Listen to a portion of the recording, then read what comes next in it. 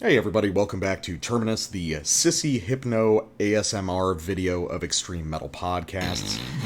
I am the death metal guy, aka no bro, this is different folk metal bro, it's a different strain bro, please just try it, it's a different strain bro. And I am the black metal guy, aka trying to come up with a clever aka when you are dead on your feet. And on that note, we segue into an announcement, which is that, all things have their season, and just as Terminus took a winter break, we are now going to take a summer break for the same amount of time, that being 2 weeks. We will be back. We desperately need. We desperately need it, boys. Please, God, please, we need this. You may have noticed the episodes coming out later and later in the week. This is because we have been crawling to the finish line. But both of us are just crushed by work right now. And we were planning to do kind of a summer break anyway, but crushed by work for like over a month, and I think it took us until a week ago to realize we needed to take a break. When the full weight of the despair truly sunk in. But death metal guy, I can't move my pinky. Black metal guy, it's okay, I'll carry you. Exactly. No. But yeah, for those of you who are here for the winter break, you've been here before. For those new listeners, don't worry, we can only not spurg about metal online for a couple weeks at a time, so we will absolutely be back in full force. We'll be back by the week of the 19th, or on the week of the 19th, and related to that, we'll have some other cool, we'll make possibly our coolest and definitely most ambitious bonus episode public in about a week to tide you over. Yeah. So, for those who are not currently Terminators, who don't have access to all the cool private press Terminus material, you'll be able to sample that. And for those who want a little sneak peek, well, you just subscribe to us on Patreon or subscribe, start at $3 and up, gets you access to the bonus episodes, whatever, you know the fucking thing. We're done. We're taking a break after this. Oh, man. Okay. But we have a show to do. Got one last show to do before we take a little reprieve. The show must go on. So it must go on. So, Terminus Co-Prosperity Sphere. Let's talk about anal stab wound. So, for those who don't know, sounds anal like stab Google wound. search history. I mean, That's actually my Proton Mail password. No, so anal stab wound, brutal death, one-man project with Nikhil. We covered his first record, The Visceral Sovereign, early this year, I think in February. And then a little while later, I ended up doing an interview with Nikhil, which was really cool if you're into like just deep cut, brutal death and kind of guitar technique stuff. And well, he has not been resting on his laurels as well received as that record was, because he's got something new coming out. So Anal Stab Wound officially got signed to New Standard Elite. Congratulations to Nikhil, who is much more talented and much better connected than I am at half my age. And he's got an EP coming out called Abstraction Bathes in Sunlight. And it's coming out at one point in 2021, so I'm guessing towards the end of the year. And a promo track was released called Entrancing Visions, and I wanted to play, basically the first half of it on the show. And I talked to Nikhil about it a little bit, and I gotta say, as soon as I heard this, it was like, okay, this project's coming to its own. This is the thing. This is going to be the huge thing. Dude, your description in the notes, don't tell him yet, but has got me quite excited. This sounds man. It sounds like it's probably more up my alley than the last one. This is very, very cool, very interesting music. So let's listen to the first half of Entrancing Visions.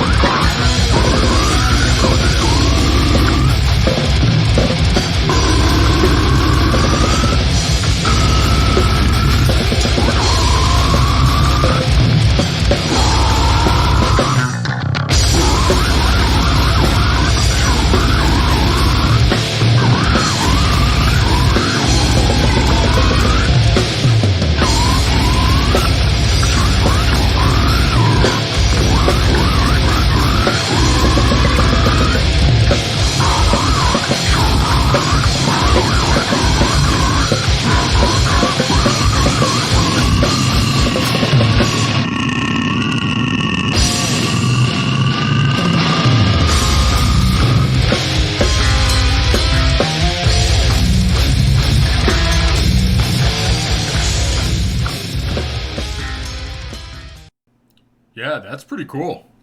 Yeah, that is so fucking sick, man. Like, I mean, you can hear the logical progression from the first record, but this immediately sounds like other bands. This would be 3 records down the road, and he's like, yeah, 6 months later, I'm gonna do this. He did, in fact, take those tracks at the end of the record and those parts of those tracks at the end of the last Visceral Sovereign and build them out into a sound.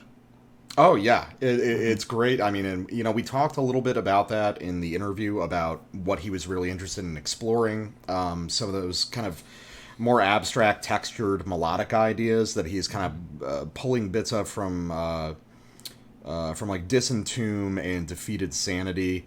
But what I'm actually hearing a lot of is like late Cryptopsy and Lycathia of Flame, and especially in some of those motifs that he keeps using, which is something that he's kept up from the first record. Just that, that crazy fast sliding dissension thing. It's so cool, and he uses it in so honestly, many different when I ways. hum that sounds like a jazz. That sounds like a thing from a lead in a classic jazz song. Like, yeah, like, he said he was like a bebop thing. Well, he said he was really inspired by the Sanguinary Impetus, the last Defeated Sanity record, and it's very clear here. So, yeah, I think it goes without saying that Brutal Death now has a new contender at the highest levels. So, also, just want to say, you can tell that the first record was, not in a bad way, in a perfectly appropriate way, the first record was sort of like a handing in your thesis. It was your it was like his qualifying exam. It was his having something to prove record, right? Mm-hmm. He was like, I'm going to do something that is down the line brutal death, but in as skillful a way as possible, trying to develop my own style. I've got all these songs. I'm going to throw them all on the record. And it's going to be sort of dazzlingly proficient, right? Mm-hmm. This is a lot more relaxed. I don't think this is more ambitious, but also has way less to prove, as evidenced in, you and I were talking about. You called it like that slide, this sort of like really fluid shift from that kind of that first blasted riff, right? That I was just humming into the lawn sprinkler mosh part.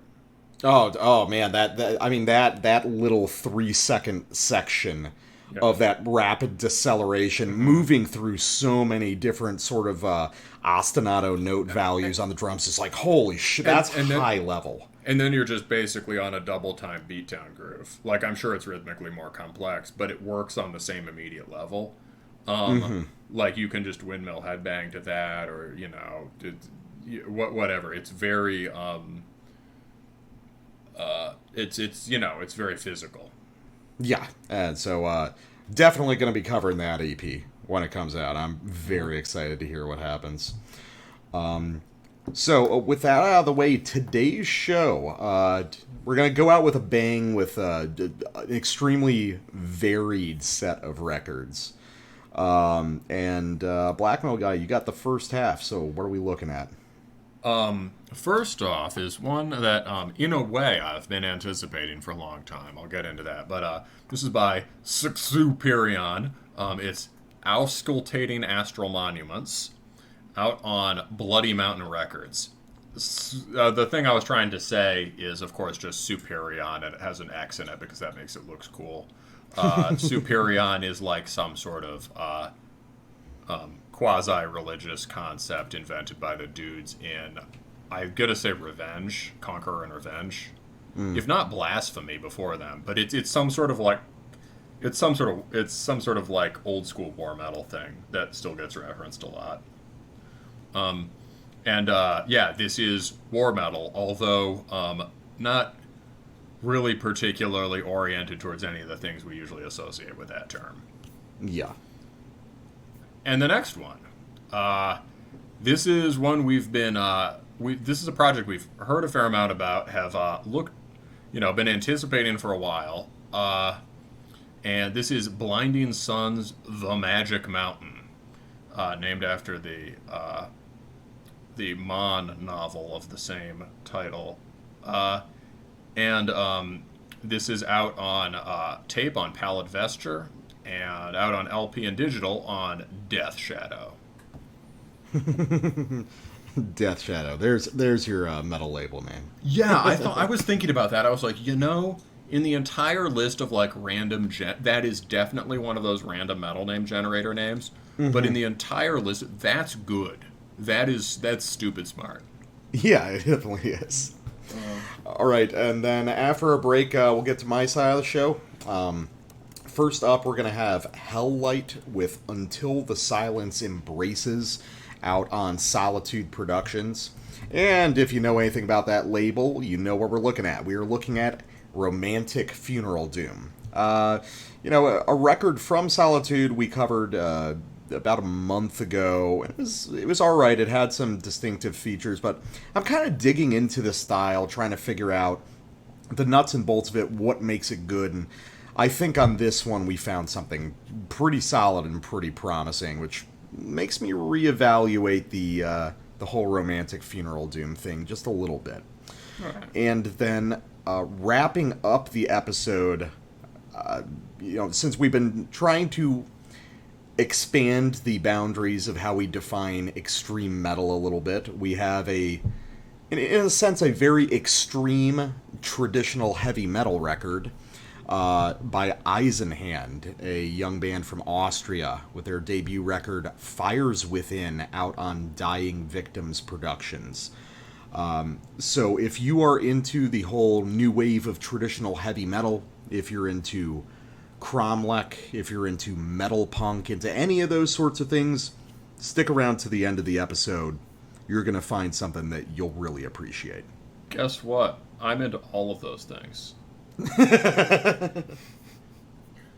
All right, so we are back from an imperceptibly brief break in which the death metal guy teleported to a cigarette and I teleported to the toilet to review some, as you were just saying, some weird war metal. This record is Auscultating Astral Monuments by Sxuperion, with an X in it, on Bloody Mountain Records. So, this is a label I've been following for a while. I'm not going to say, since I started listening to metal at all, but, since I started keeping track of a bunch of shit on Bandcamp, I've been interested in some sense, I'm relatively late to this scene, which is really just a group of, 3 or 4 dudes. Or 6 dudes max. In some sense, I'm late because it started, I think, around a band called Valdur. Do you remember that name? I'm dimly familiar, but I'm actually... prefacing this, I'm kind of weirded out that I've never heard of Sxuperion, because this seems like the kind of thing and the kind of people I would have been around, Yeah, no, these are, one look at, even just if you look at the label page, you can tell, these are our people. These are, these are real heads, right? I can't find it, so I think he changed it out, but there was some awesome, just short, blunt statement on the homepage of the Bandcamp that just said something like, true influence resides in the shadows, or something. Now what it says is, they're proud of being from Mammoth Lakes, California. BMR is from northeastern California near the Nevada line, a very rural, high alpine area that's closer to the stars. And so this band Valdur was getting some considerable, I think getting talked about by, Twitter people and shit to some degree back when USBM was the thing that was being flogged, right? Mm-hmm. And that's just because they got caught up in the dragnet, right? It's it's from California, it's black metal, it's from America, right? I vaguely remember this being much truer than, any of that shit. But for whatever reason, it wasn't my flavor at the time. I don't think it's the first record, but the one I can remember is Raven God Amongst Us. And I went back and got that a while ago. And it's really weird and interesting. It's basically very cold, immortal style Norwegian second wave. I think at that time they had a guitarist named Thor who was from Norway and has left the band, probably gone back to Norway, and taken his lute and returned to the fjords. And the music was very Norwegian sounding, like immortal type riffing, but like with screamo, like quite obviously, like lots of octaves and very short songs that were more or less through composed. So pretty interesting shit. And then it basically became a completely different band. And I'm not sure when exactly that happened, but definitely by the time they put out a record called Pathetic Scum. Which seems like a judgment on the modern scene, and released in 2015. And what that was is just like bludgeoning, extremely minimal Black Death stuff that had enough flavor from second wave type stuff in the chording and the melodies, like brutal pre full length Emperor, Dark Throne type stuff, that you could hear a relation to black metal proper, but very war metal, very stripped down, very raw and aggressive. You classify it with shit, in some sense, spiritually related to Inquisition. Okay. And the early Inquisition. But very much a conscious stripping down. There are a bunch of projects related to this, but their last record was Divine Cessation. Beautiful cover, absolutely beautiful cover. I bought it on record. And strips it down even further to the point where almost all the riffs are power chords. I think sometimes some single string trem, but so blown out that it's difficult to tell, and just long sustained notes, right? Phrases that intentionally don't have the kind of syncopations in them or shifts that make them propulsive in the way you'd normally expect, or have them on such a slow time frequency that it's different.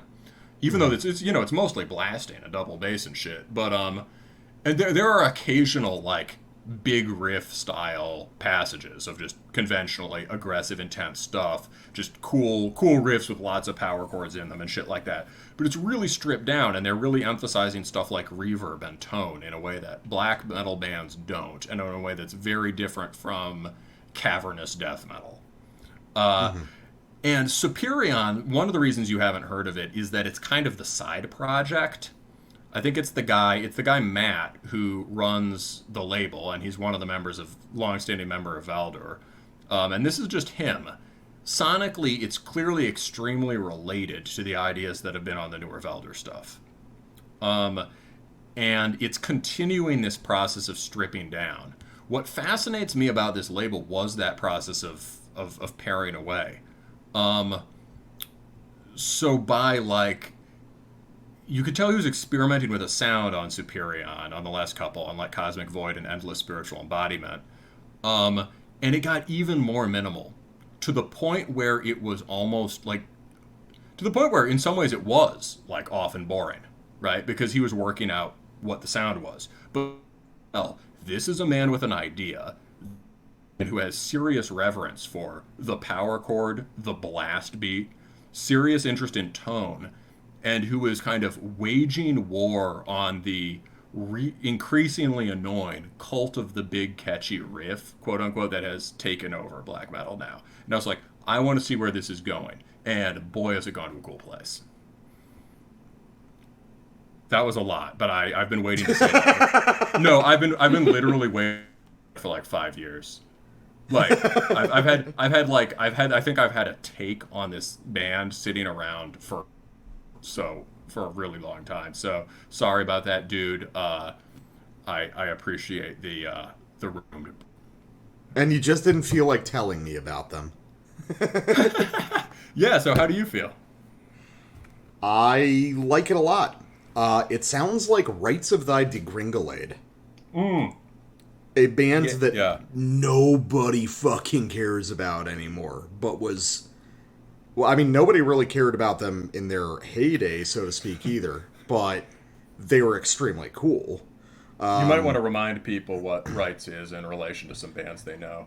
Yeah, so Rites of Thy Degringolade is basically the sequel band to, well, I guess they're not a sequel band. But so there, it's a Canadian war metal. God damn it, Kitty! Stop fighting. Anyway, so Rites of Thy Degringolade is a Canadian war metal band from Edmonton. You know, kind of the heart of war metal, featuring members of bands like. Sacramentary Abolishment, Begrime Exemius. Oh yeah, no, it's the drummer. It's the drummer. He's got some cool German sounding name. I can't remember what it is. Paulus Cressman. Paulus Cressman, yeah, and he was in Sacramentary. He was not in Axis of Advance though, right? No. He played in Weapon, who are another band people have forgotten, and that was I was going to mention Weapon. Excellent. I've seen them live. Yeah, but Rites, their whole thing is like, it's war metal, but that's just a foundation. It's not really interested in goats or leather jackets apart from being functional and warm. You know, goats, or and it's not interested in sort of the kind of immediate kicks that war metal provides. It's like some of it, it's much more technical than the last few Sxuperion things, and than this, but it's very austere.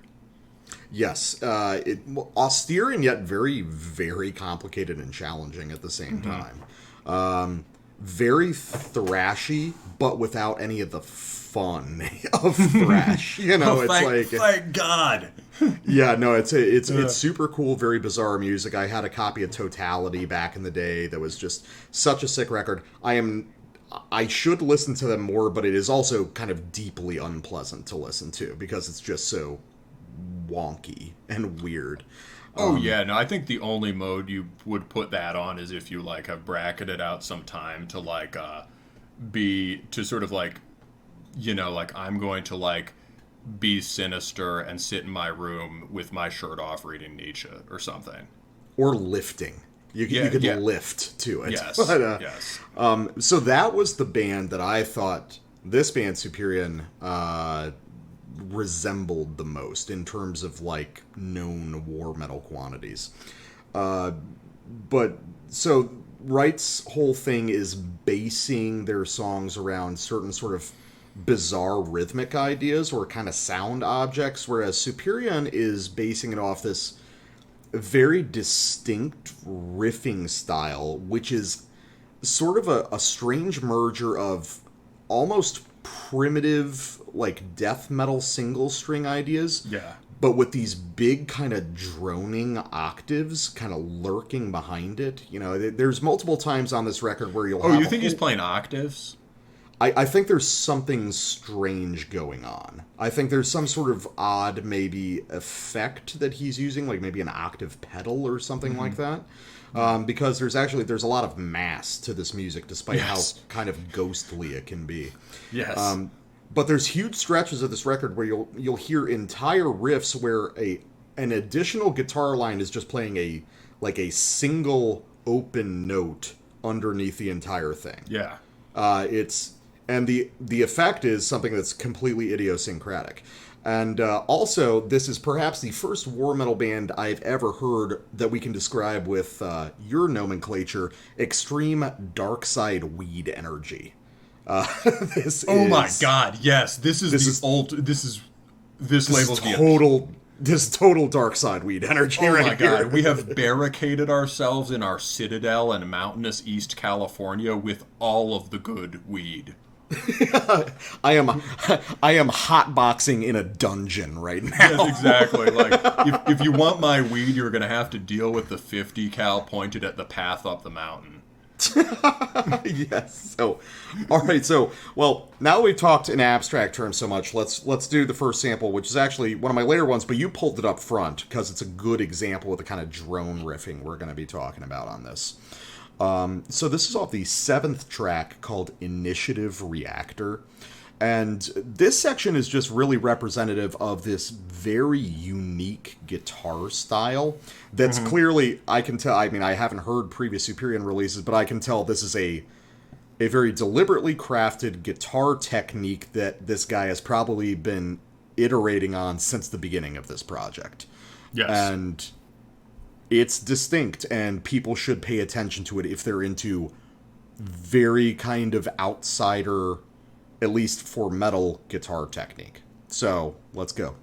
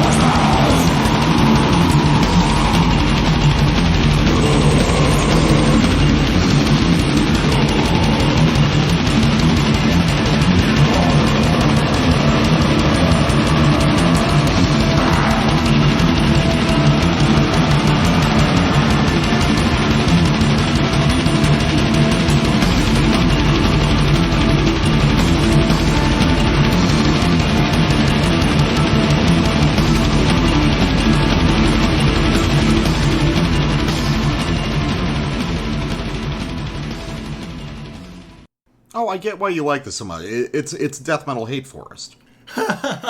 You know, you put that in the notes, and I hadn't thought of that. Did I write that in the notes? You said it sounds like it has the Slavic black metal drone technique. Yeah. Yeah, just those hovering open notes constantly. I think it could somehow be convergent, but he's got to listen to that. I think you're right.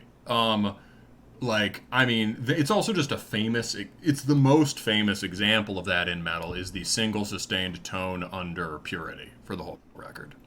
Yeah, which they do with a key. I think people have hypothesized it's a keyboard. It's weird too. I think it's like a D flat or something. It's bizarre.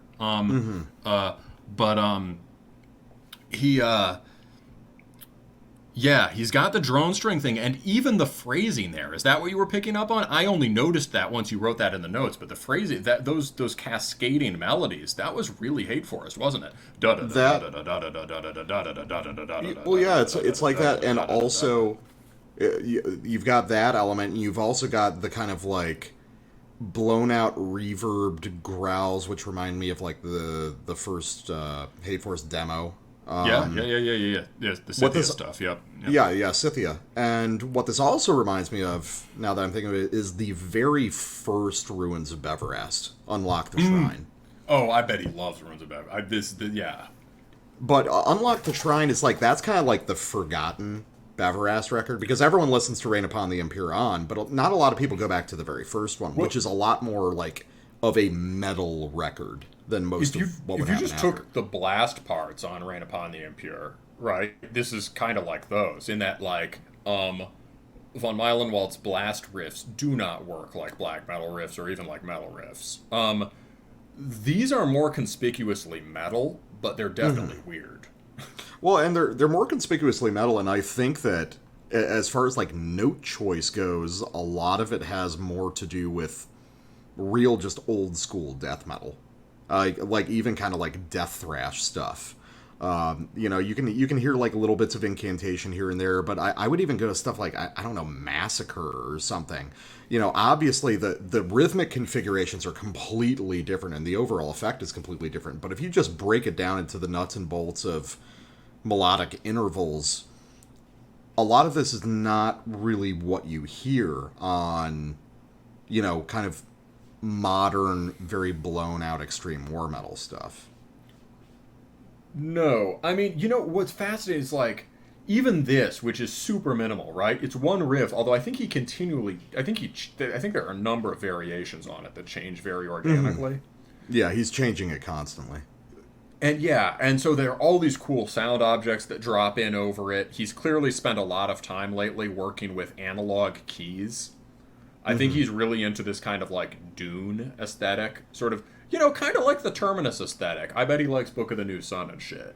Yeah, like modular synths and that kind of thing. Future fantasy shit with, like, modular synths and and I think he's got like a Tangerine Dream style side project. I think lots of experimentation with texture and, like, even on this sample of the austere droning stuff, he's, like, multiplied the number of riffs and by, like, I don't know, like 10 or 20 on this record.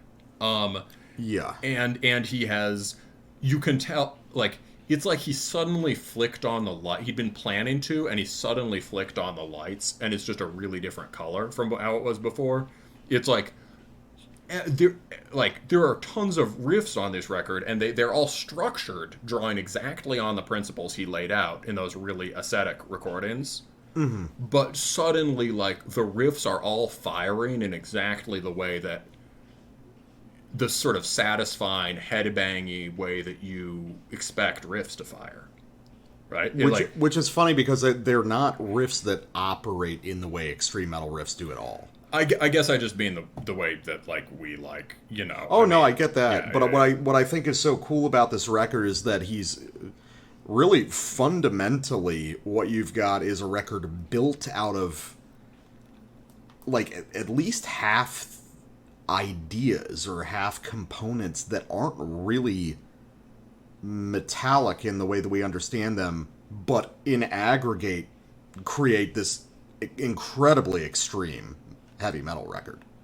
Yeah, and also about the early death metal thing, another thing that occurs to me is Slaughter. Like, not in any overt sense, but in the sense that Slaughter is kind of a drone band. They're so obsessed with the pedal point and the threat. Like, Slaughter has that wonderful quality, right, of a very few bands, also the stenchcore bands, of, like, we have learned what a palm mute is, and this is the greatest gift the gods have ever cast down to our wretched village. And right? We're going to do it forever. Yes, and, like, and they play it in a way that, like, is focused on, like, this is obviously the cool part, right? And, like, the way they work with them rhythmically, even. There's nothing conventionalized about it. They are intentionally writing the coolest thing they can possibly think of with those four notes. Yeah. It's, so cool. All right, so, I mean, I basically said in some sorts, this is just next sample is basically just to demonstrate. So, This is Eyes of Gengar. My God, the titles are good. I was like, this is like, if you like told me you have to pick one track off this record based on the title, there we go. Oh, this is just evil stoner Star Trek. Yeah, that could be the reference too. But yeah, so let's start. Yeah, this is later in the... So it opens with this kind of really great minimal riff. Lots of very intense minimal riffing throughout this track. And then here we go.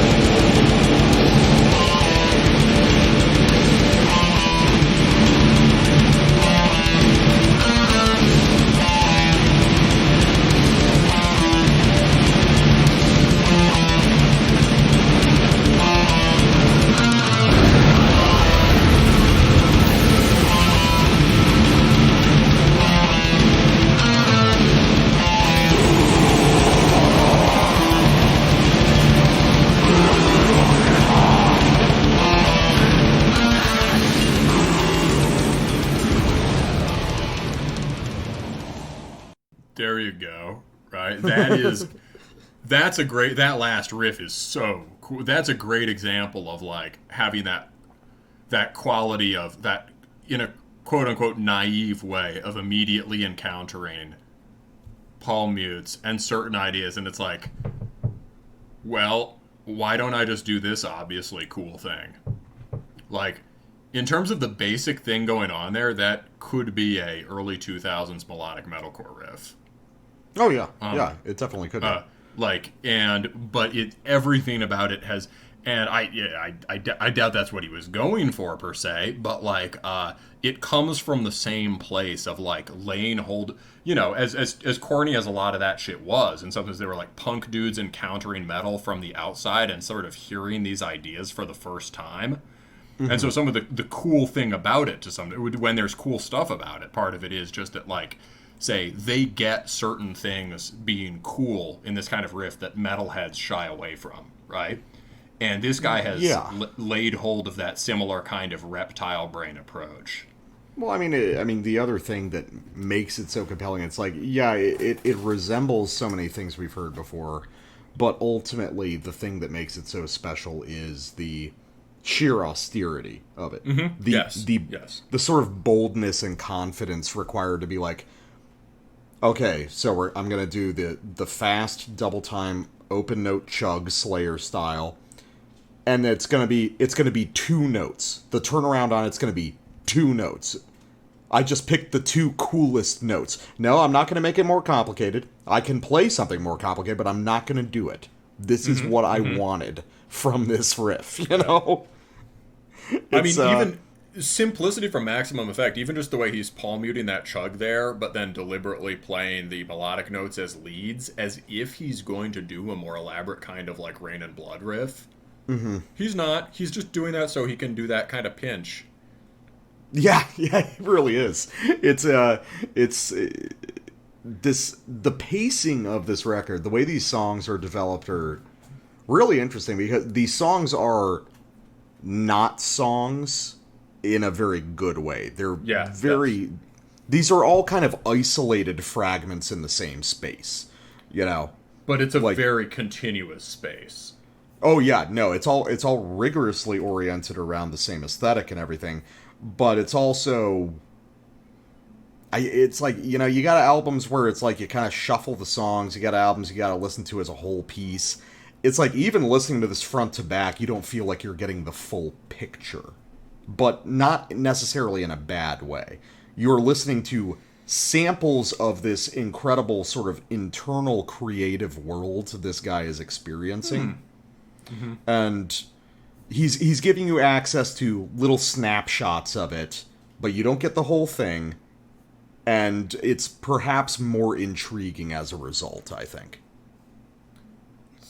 Definitely mysterious music. I like that a lot. That's a good way of putting it. Yeah, I'm a real music critic now, Dad.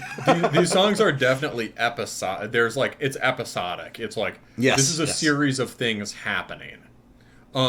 There might be some sort of sci-fi narrative going on under this, but he has the good grace not to rub it in our faces. Yes. Usually, the best way to do a concept album in metal is to keep it to yourself. Absolutely, yeah. All right. So one thing we haven't really talked about a whole lot is, you touched on it briefly. The synths on this record are incredible. The way they're incorporated into this music is really interesting. He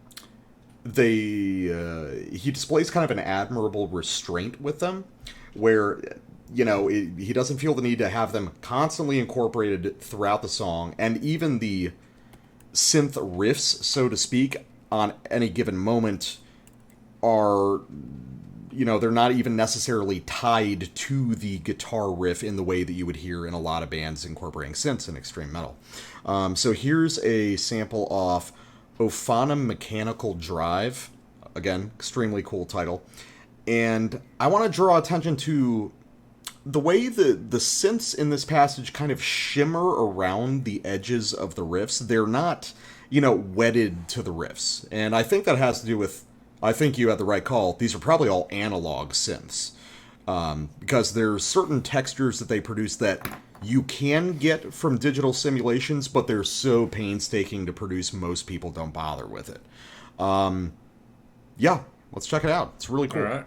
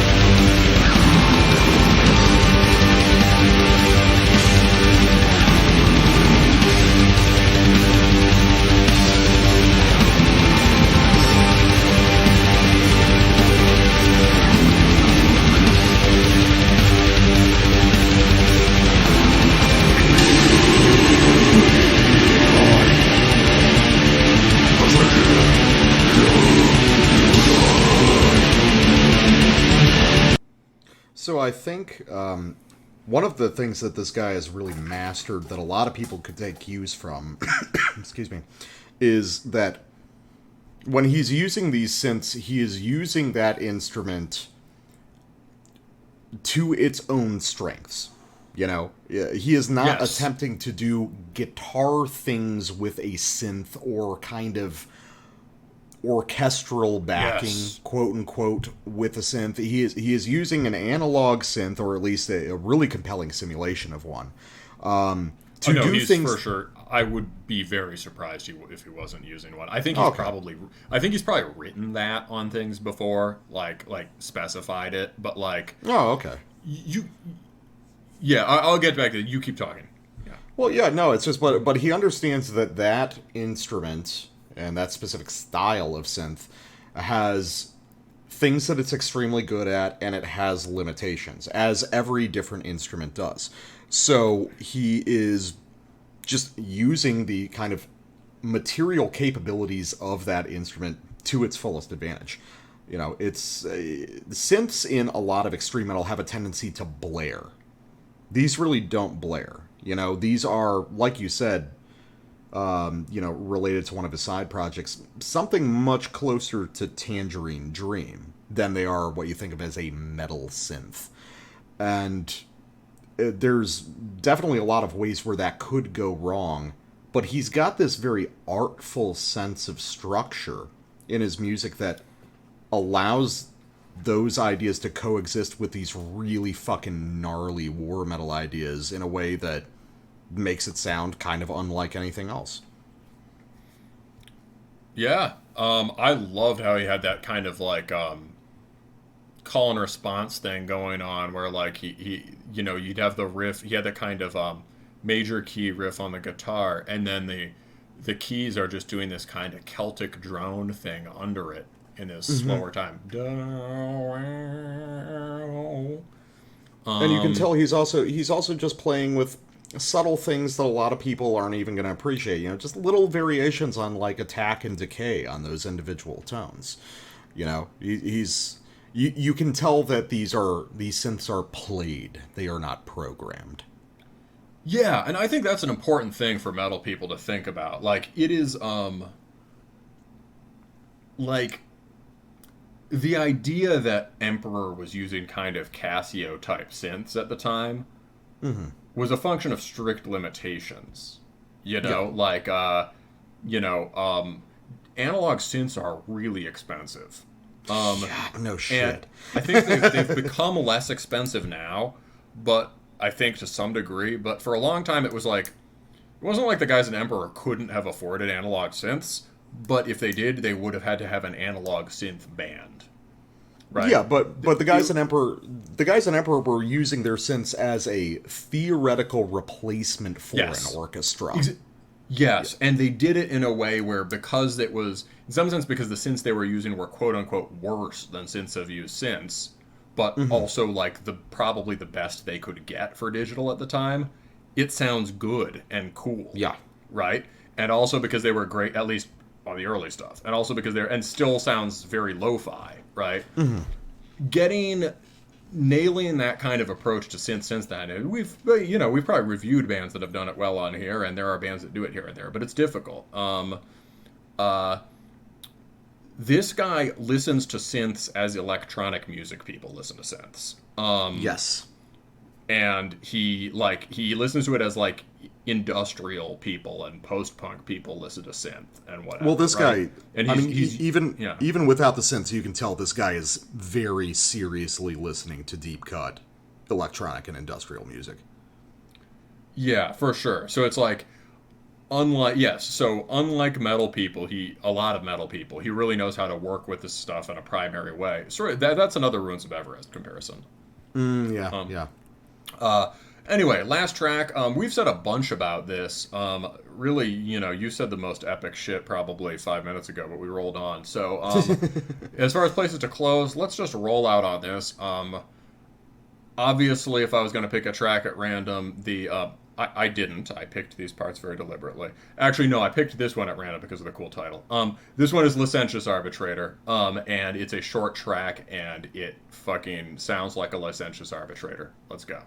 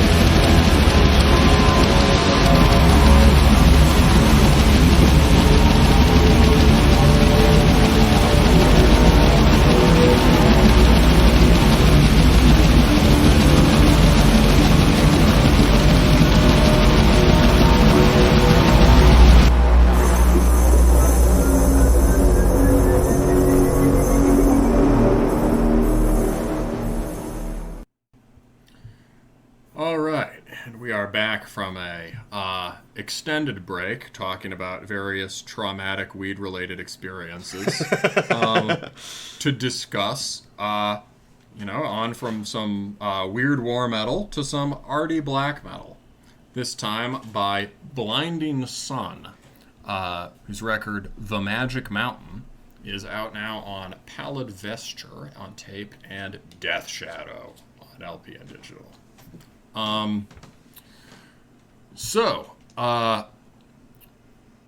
This is full disclosure. We should say, guy in the band has been a supporter of our podcast for a long time, for which we are thankful. So of course we were going to review this. I think there may be some personal bias, but on the other hand, we pride ourselves on rigorous criticism as a gesture of respect. So let's get into it. This is what this is kind of like just distilled essence of everything about the punk scene germinated USBM of the last 7 years, longer than that, but it's become big in that time.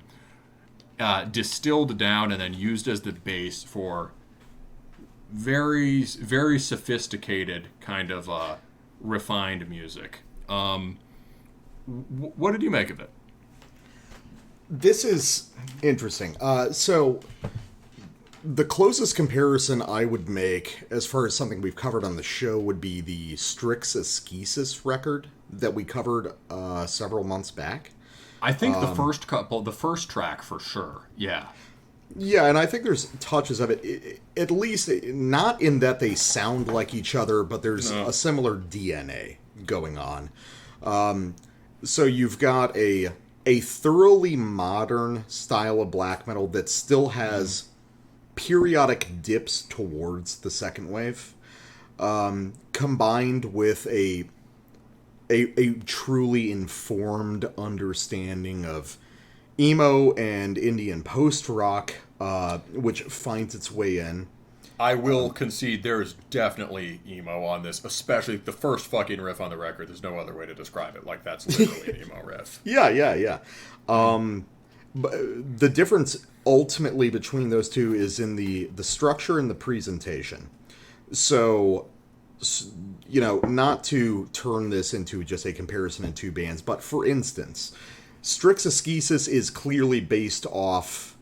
The fundamental texture of it is two guys in a garage together. It has this incredibly organic live energy. Blinding Sun is one guy... I think Strix actually is a one-man project, but we thought it was live. Yes. Oh, okay. Yeah, no, it's been a while, so yeah, that's entirely just sounds possible. really fucking live. It sounds extremely live. Blinding Sun, on the other hand, is deeply cold in a certain sense. Mm-hmm. And the way it's structured is less around this sort of... Like, Strix is about a sort of clatter. This very pretty sort of clatter when everything's put together. So like buzzing, jangling guitar tone. Things being played very wildly and enthusiastically. Lots of inflection. It's a bunch of bumblebees just kind of crashing into each other in a field. Yes. Blinding Sun, though, it's a lot colder. It's a lot more presentational in its riffs. Structurally, this is much more of a here are my riffs record, which is not to say that's a bad thing, because some of the riffs on this record are pretty excellent. But it's interesting because, we're taking the same DNA, the same general musical DNA of both these bands, and we're ending up with completely different results. And Blinding Sun also has this augmented vibe of, especially in terms of the production, this deep cut, very raw, very aggressive kind of electronic industrial thing. Not that really informs the music structurally, but clearly that is part of this guy's background, It's interesting. I guess the thing that I would say more than anything is that I got the idea. So in Strix Ascesis... You're missing the... You're going so interesting that you're missing the obvious thing, which is just that Strix Ascesis is stompy.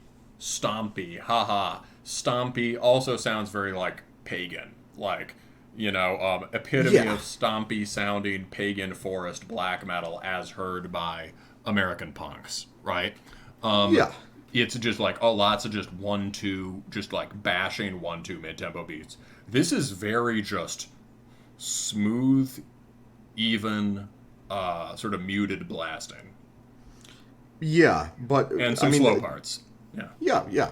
Well, but the thing that I was going to say... There is a stompy riff. There are a couple good stompy riffs on this, to be fair, but it's few and far between. Yeah. But the thing that I was going to say is, for Strix Ascesis, the further out they go, insofar as, like, outside of black metal, the more interesting it gets. Blinding Sun, I think, is at its best when it's more traditional. Completely agreed. Yeah. I think we talked about a little bit about that off air, and it's like I think some of the best stuff on this record is when it's hewing closest to kind of second wave black metal. Yeah, well, I've got some comparisons for what I think this does sound like. Sure, there are moments that really do, you could say this is second wave. It certainly has, based on the guy who does this project enjoys a certain kind of like hyper raw, he loves that hyper raw aesthetic, right? But this music is much more sort of distanced and refined than I was expecting. But also on the other hand, sorry, the thing I was going to say is like, it's much more, in some ways, it's much more conventionally riff-driven black metal than I was expecting. And it shows a serious interest in and mastery of the riff as a form that shows like thinking about riffs, like confronting the problem of the big riff song, coming up with solutions to it, deep knowledge of and interest in the most immediate parts of black metal, and not in a bad way, right? In a sense that like it's studied in the good way, right?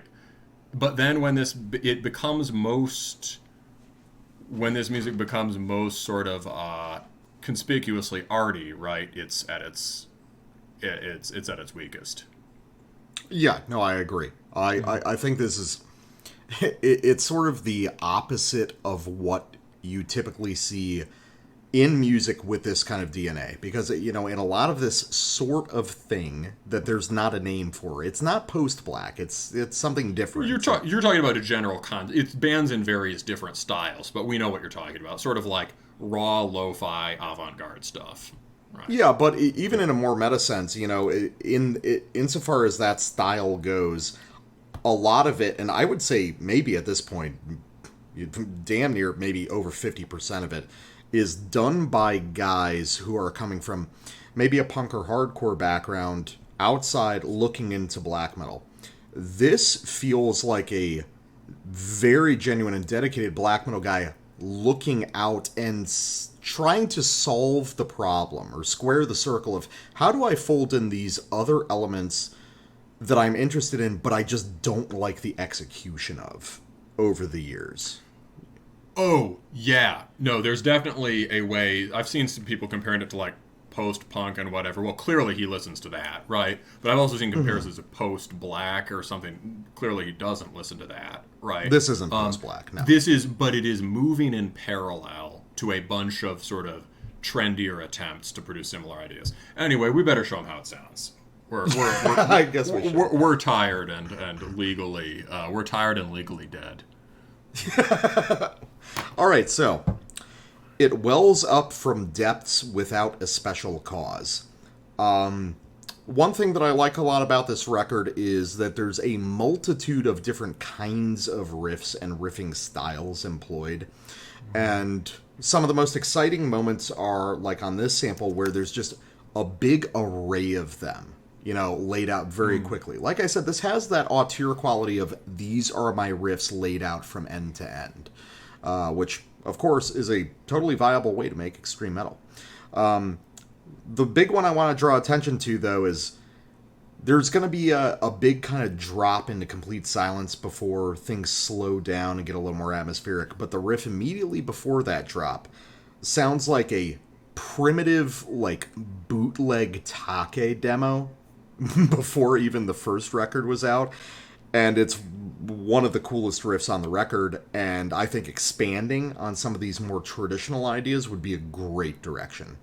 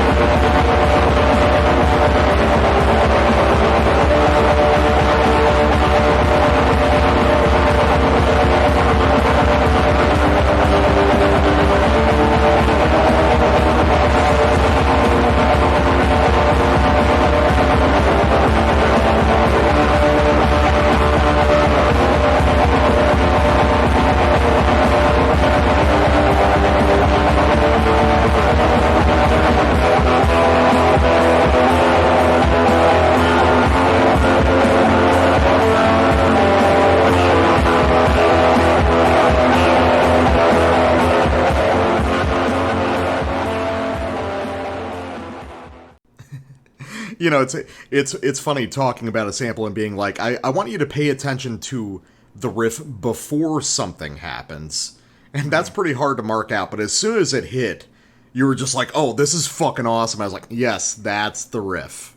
Yeah, it happens with this. I listen to this on speakers, and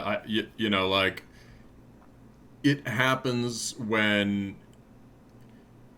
if you are not attentively listening to it, in that moment you could miss the lead there because the core of the melody is in the lead, which is just spiraling, climbing in this very free, awesome way, right? Yeah, why didn't he play that for 2 minutes continuously? I mean, you compared it to Toke, which is right, but it also sounds like it's also sort of a more sort of forceful and directed, I mean that in a good way, version of some of the more far out Blazebirth shit, right? So it's like, I can see that, yeah. You could keep doing that without any determinate direction to it, or like 4 different variations on it for like a very long time. Yeah. And I guess what I mean is it doesn't directly sound like Brandicald or something, but it has that similar quality of like sounding kind of improvised. Even though I guarantee you this was not, because the intervals were too good, right? Oh yeah, but it's very free and flowing. Yeah, not Brandicald, but probably some of the weirder, more like deep cut stuff that you might be more into, like Raven Dark or something like that. Not so much into as in familiar with it from old friends. Yeah, fair enough. Yeah. Yeah, so I really like this whole sequence. This guy's got a really good idea of riffs developing in a very precise direction. Because obviously that whole sequence before that giant kind of Take riff is directed at getting there. And he's got a wonderful organic kind of narrative sense of the way to get there. But at the same time, there's perhaps too much consideration put on structure, because like after that drop, we go into that slower riff, which is not a bad riff at all. But structurally, that's the thing that's supposed to happen. Especially in like this kind of thing. Yes. Yes. Especially like, okay, here's the unexpected riff. And here's the shift to a more textural and introspective thing. Now, that is a great riff. The cool thing about it is it has this kind of baseline, almost rockish physical power to it under the nice textures. Yeah.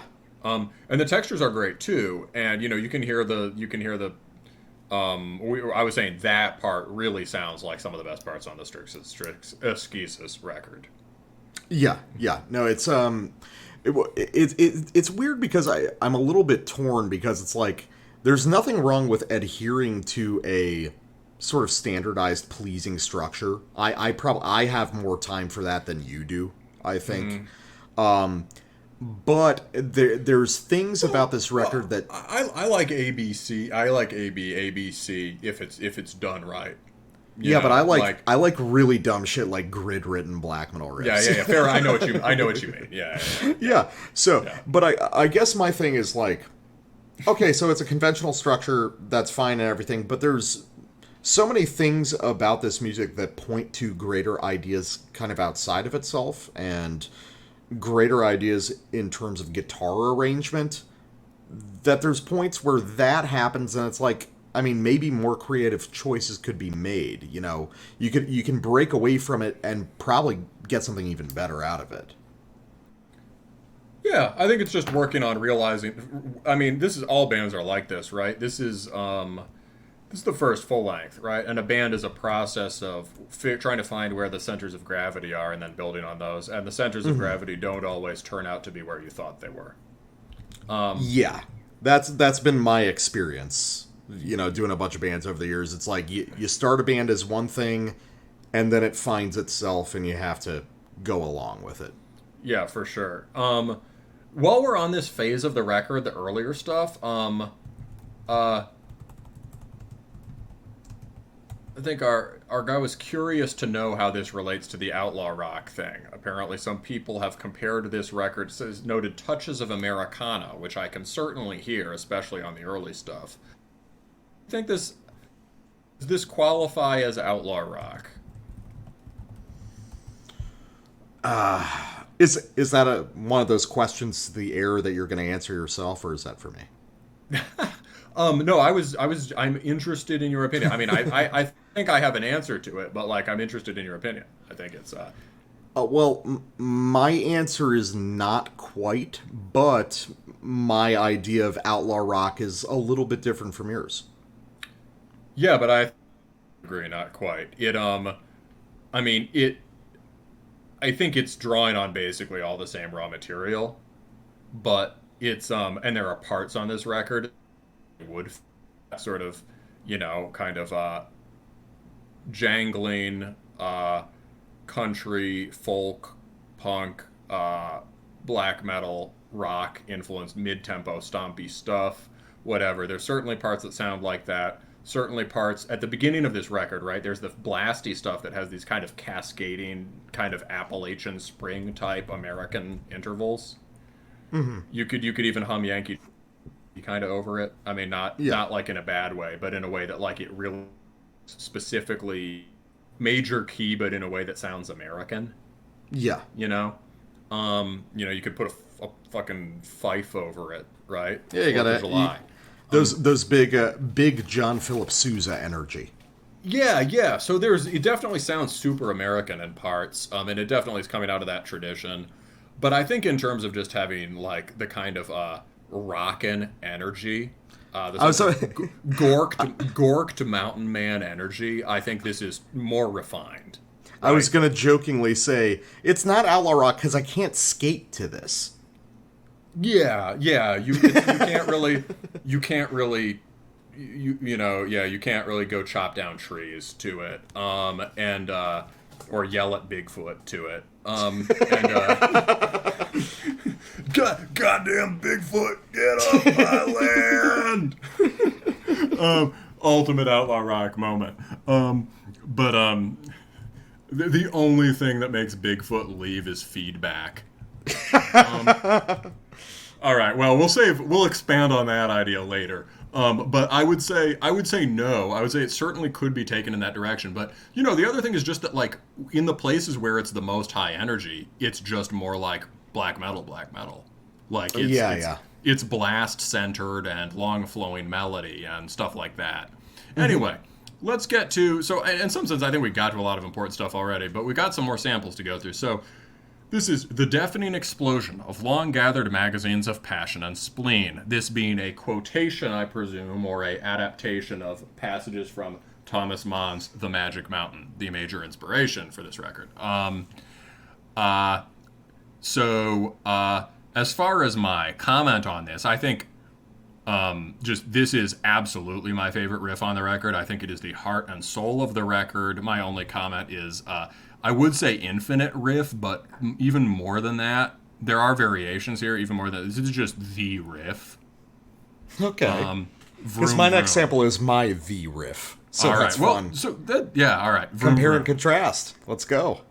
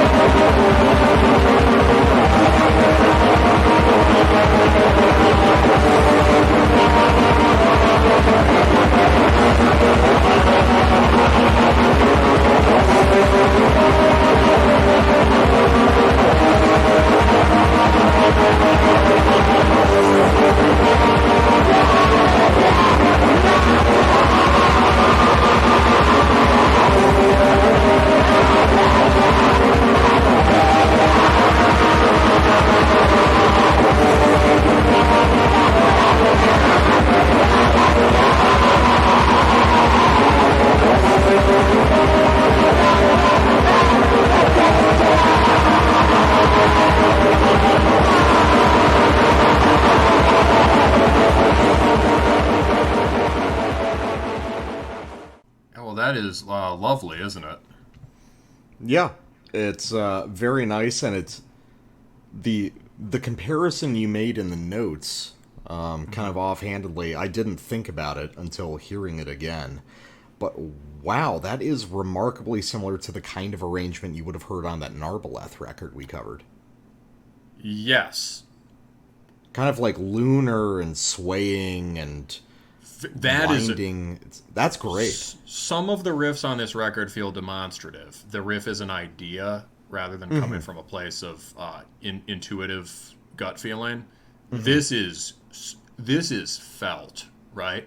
And a riff like this that was not felt would not land. And the interesting thing on this record is that the big, soaring, romantic riffs are the ones that are felt and that land. And, like, that is, yes, same kind of long developing structure, same as you said about the Narbaleth, very nicely, sort of, like, rhythmically, carefully tailored. I love the consonance-dissonance thing going on. It's a very melodic, immediately rewarding riff, and yet it is harmonically extremely interesting and never quite moves in the way that convention would dictate. Well, yeah, I really like, for this riff in particular, the way that it, in this very long kind of lead string that he has going on, it moves through different textures against the backing chord where, you know, a couple measures at a time will be brighter and then darker. So it's so multifaceted. That's what this should all sound like. Yeah, it's a real rich sense of harmony. So in terms of influences, obviously there's an encyclopedic listing that's gone into this, and it does succeed in bringing a lot of different stuff together. However, yeah, so with the Narbaleth thing, one thing I think it is tapping into, maybe more than it initially seems to be, is, yes, sure, it comes out of all this sort of like post-mysterious guy USBM stomp metal, right? However, it is really tied to that whole generation of things that Narbaleth seems to be related to, and maybe in a very different side of it, Gallows seems related to. Or actually, no, Gallows goes further back. Sorry, no, I'm confused.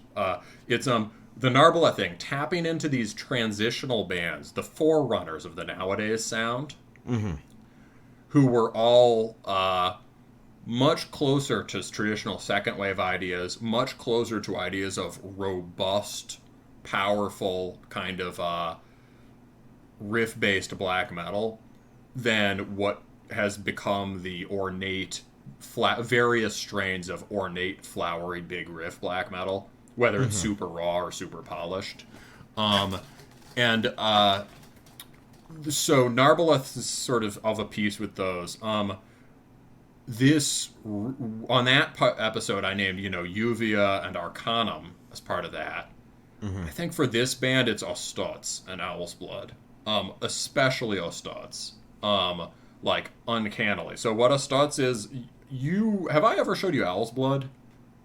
You've mentioned them as something that I would really like. It's a thing that is way up your alley, and I also love it. Like, in terms of things that's come up in the past, 10 years or whatever, probably one of my favorites. So, it's on some list. Yeah. But Ostutz, I've dimly heard the name. You've mentioned them once or twice. So, I've never listened to them. So Owl's Blood is more popular because it's the poppy thing, or quote-unquote poppy thing. It's just very immediate, right? Ostutz is they only did one full length. Ostutz is the band, or the central project. And Ostutz is based in basically the same thing as all this, the newer generation of sounds, which is just Seigneur Volant style 2-3 string maximum sliding harmonies, sliding modified power chords, sliding harmonies, right? Sort of budget epic, budget melody, sort of stripped down arrangement. However, he goes for the full harmonic range of proper black metal in a pagan vein, and without just hitting the expected notes of sort of brash nobility, right? He gets and it's I think it's a Basque band, so it's like mountainous, secessionist Spain.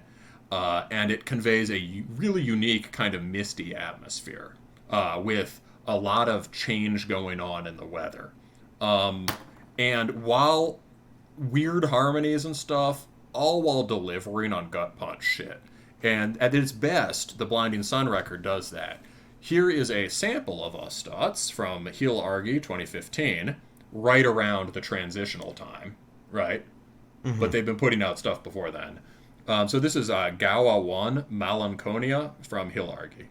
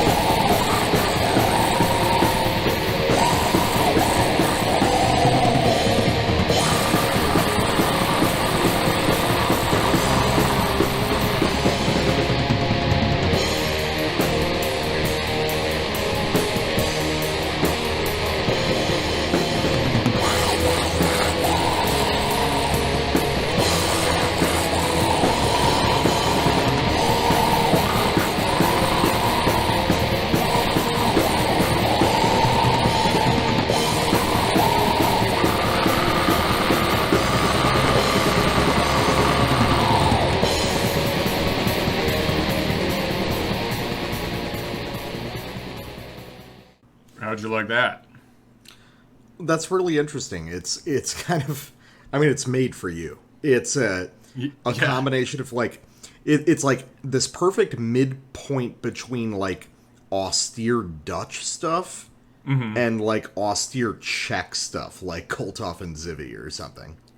Oh yeah, I can see what you mean. Yeah. So like Asgrau and Koltov and Zivy have a horrible little corpse painted baby, and it's Austats. I mean, I would never listen to this, but yeah, I understand. Yes. Well, I intentionally chose the most difficult track on this record. This is actually the entry barrier track in terms of the harmonies. The rest, there's a lot more. It's always subtle and different, but there's a lot more visceral stuff, like sort of viscerally kind of epic sounding stuff, simple and direct. On the rest of the record, do you hear that? You hear that blast riff he dropped into at the end, right? Yeah. So it's a lot more like that. That was like, okay, that's more my thing versus this kind of like grinding power chord stuff that you're really for sure. And yeah, the strange kind of weird romantic landscape painting atmospheres, right? I mean, it all sounds weird romantic landscape painting, but it gets more rocking. So if you want things that sound like all that riff at the end, Owl's Blood.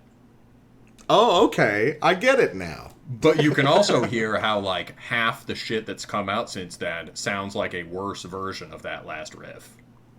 Yeah, that's Instagram black metal. Mm-hmm. There you go. Yeah. So I think this band, I think this guy understands all these traditions at their roots, right? I think this is a big band for him. I could see that. Yeah, yeah. The way, because like the Ostats thing is like obviously totally outside my wheelhouse, but they've got a similar thing where they're playing, constantly alternating between kind of more melodic and more vast and kind of gnarlier, more second wave ideas melodically. All the while keeping kind of that same pulse running underneath it, so it really is this sort of riff workshop in these varying traditions. Yeah, for sure. All right, so we have another sample.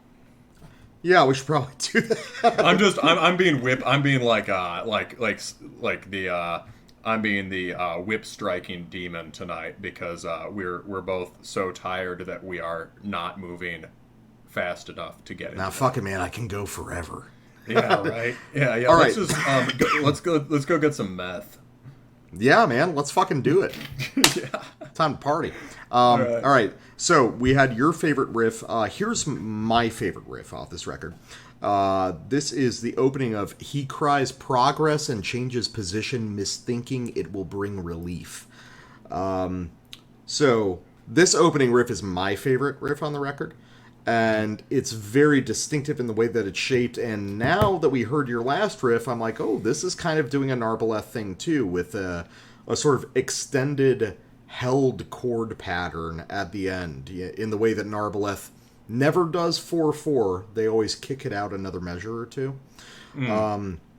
But this is, again, an example of some of the stuff that I like the most, where these are complex, deeply informed variations of ideas that are ultimately rooted in very traditional second wave black metal.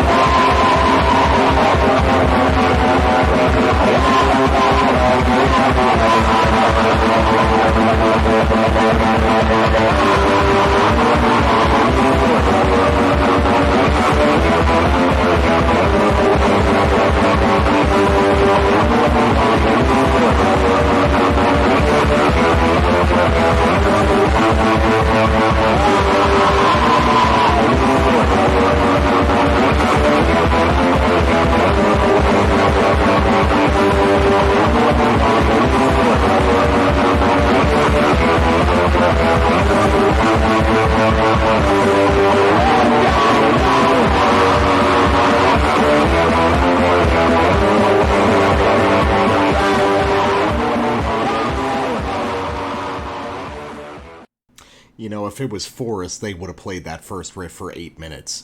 You fucking coward. Why didn't you do it? Why didn't you play it forever? Death metal guy, I am an idiot. How so? When I was listening to this record, and I listened to it several times, I knew there is that one incredible riff that I need to select. When I went back to write up the notes last night, I looked for it, and I thought I had found it. And we are worn thin right now. I've said that too much. I'm gonna stop. But like, I thought I'd found it, but death metal guy, that was my riff. The one I just played? That was the one I was looking for. That is, in fact, the other riff is also great, and the Auscultating sample sort of works for that one. But, like, that riff, I absolutely agree with you about the Brandiculter Forest thing. That riff is, like, so fucking vast. It is perfect. Has everything I want in a riff. And the transition from that into that next skronky riff is just super Auscultating. Yeah, that's I love it. I love the serendipity of this podcast. Yeah, so we basically completely agree about this record, is that that riff is just, yeah. Ugh. Yeah, that's one of those riffs that it's like, well, that justifies the entire album. You know what I mean? That's true. And, the funny thing is that there's more where that came from. But yeah, holy shit. Like, I mean, so say what you wanted to say about it. But I guess I basically said what I wanted to say about it, but in reverse. I mean, it's basically the same shit that you want to say about it. I mean, it's a fucking riff. I love the idea of it having this, like, incredibly intuitive melodic development in the front half, and then we just drone it out on a full step chord change for like 2 measures afterwards. That's wonderful, and that's a very, like, deep cut 2000s black metal thing to do. That's not cool shit people do anymore. That is an appreciation of really weird out there shit. Calling it a riff is a disservice, because that's a fully developed melodic idea, right? It's like the thing that the modern black metal underground person would do is take that very first phrase, da da da da da da da da, and then work it around like Sargeist, change the chords under it, bring it back down, maybe just take that and repeat it, and that would be the best riff on the record. There are 3 to 4 parts of that riff, and you can tell it's written by someone who loves the intuitive appeal of highly consonant, noble-sounding, streaming chords, but recognizes the saturation of that style and is interested in reaching for things a little more ambitious, and yet not sacrificing anything. Yeah, I can agree with that. All right, so yeah, that's the riff. And then, so here is our only sample of the more conspicuously highbrow stuff on here. I think here it is very well done. Okay. This was my second favorite riff, probably. This is the railingless shelf between this time element and the hastening while. What I'd say about this is a very continental sounding riff. Here you can see relationships to sort of like late, sort of very late romantic, early modernist classical music. You can get the sense of that this guy could be composing very different music if he wanted to be, much more conspicuously ambitious music.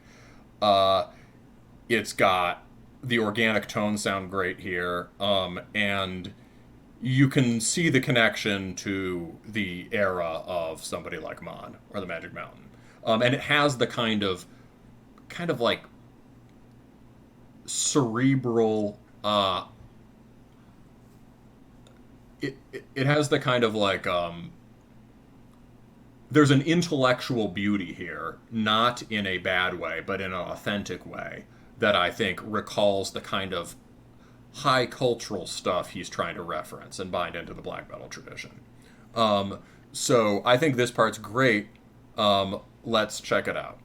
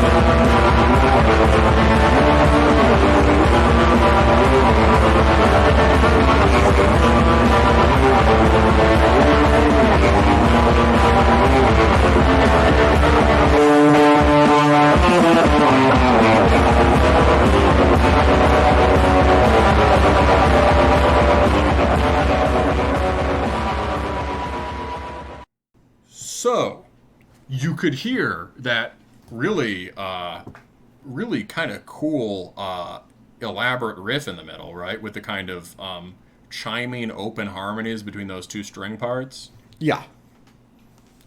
Yeah, and the really cool rhythm there.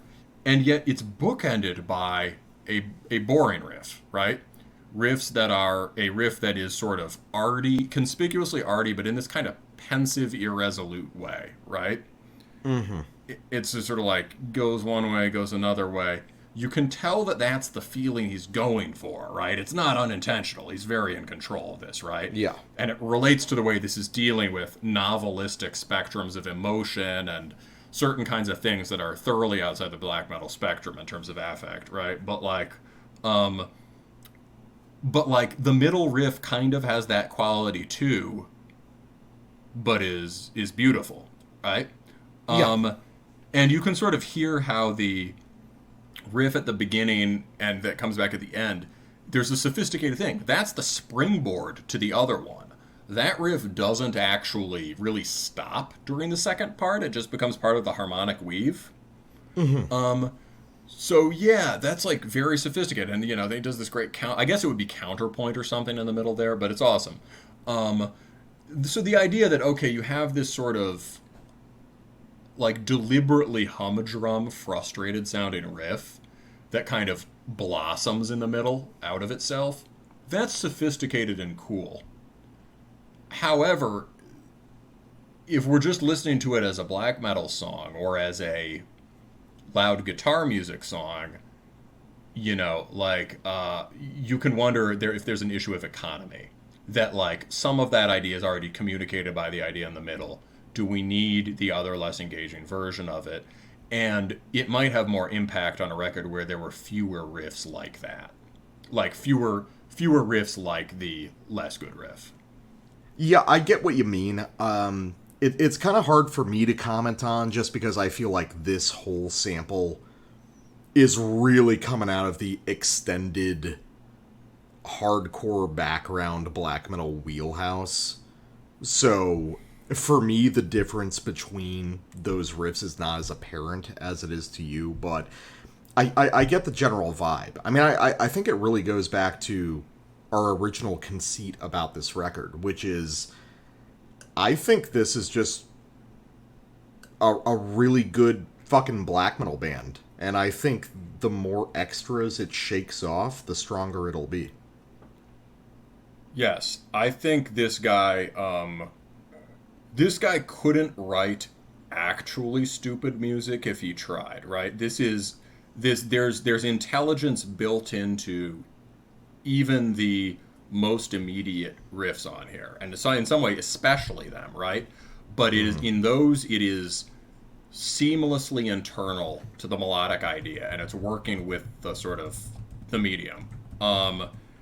It is right. There's overall, I think, yeah, this record is maybe too smart and needs to get more stupid smart.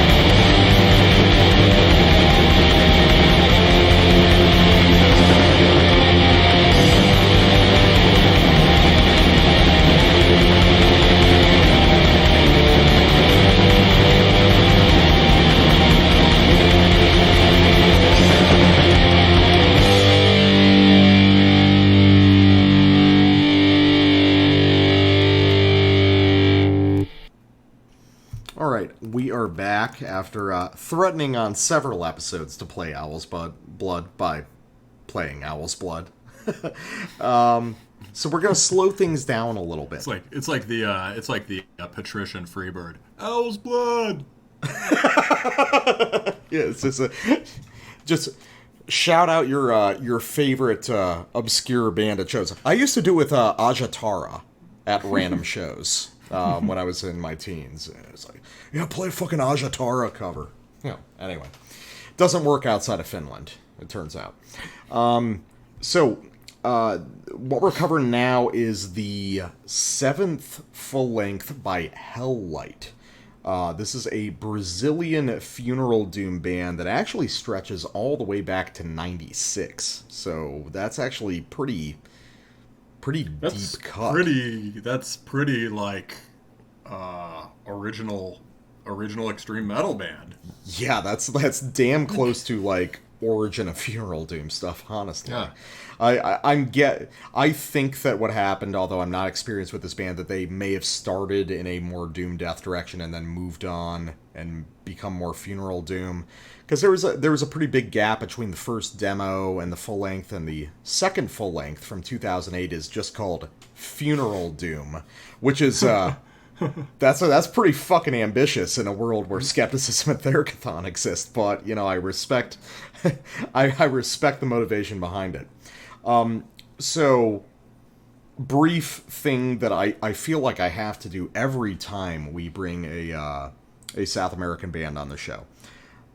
There is a tremendous history of South American doom metal, especially doom death and funeral doom, primarily concentrated in Brazil, Argentina, and Ecuador, and maybe a little bit in Chile.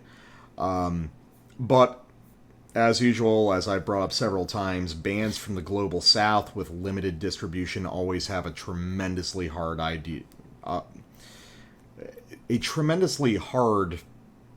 path to get into America and Europe. Yeah, they get flattened into specific regional scenes that are seen as interesting. So it's like, oh, Brazil, Cogumelo Thrash, Yeah. Roots, Bloody Roots. God, Just kidding. So HellLight is a band that's been around for a long time, and it's only now that I've accidentally stumbled across them. So this new record, Until the Silence Embraces, is released on Solitude Productions, who are the main purveyors of this kind of newer romantic style of funeral doom, which is something that I've never really liked. But upon hearing this, I think I'm starting to get it a little bit more. Or at least I'm landing on a band that understands how to treat that kind of music in a way that is closer to the real core of funeral doom of the past, I would say. Yeah, obviously the immediate point of comparison is that what was the band that the Tibetan themed band? Abyss Cult. Yeah, immediate point of comparison is the Abyss Cult we reviewed a few weeks back. It's also on Solitude. I like this a lot better than that. Yeah, we weren't too keen on the Abyss Cult, I think, overall. This is definitely some similar basic ingredients, but this is this is way cooler. And yeah, I hear like it definitely, to me this sounds kind of like a early 90s British doom thing, doom death, not just Peaceville exactly. I think there's also like relations to stuff that I don't really know at all, like Cathedral, or like definitely Cathedral, even reaching a little before like Candlemass in Finland. Obviously, I think I know what you're talking about, but I think I'll have a comparison for you that's a little bit more immediate later on. For sure. So I guess I'm saying that there are these. It clearly relates to these older ideas of, slow, doomy, deathy, intense music, right? That's not stoner doom. However, it is all stretched out and elongated and developed and orchestrated in ways that are very funeral doom. And there are definitely some strikingly Funeral Doom passages. You've compared this to skepticism, and I think what this probably, and to me, this doesn't sound that much like skepticism, but what it comes down to is that you know a hell of a lot more about skepticism than me. So I am interested to hear, because I really just know Stormcrow Fleet, right? So specifically the comparison, because I think this actually is surprisingly close to skepticism, but it's from later in their career.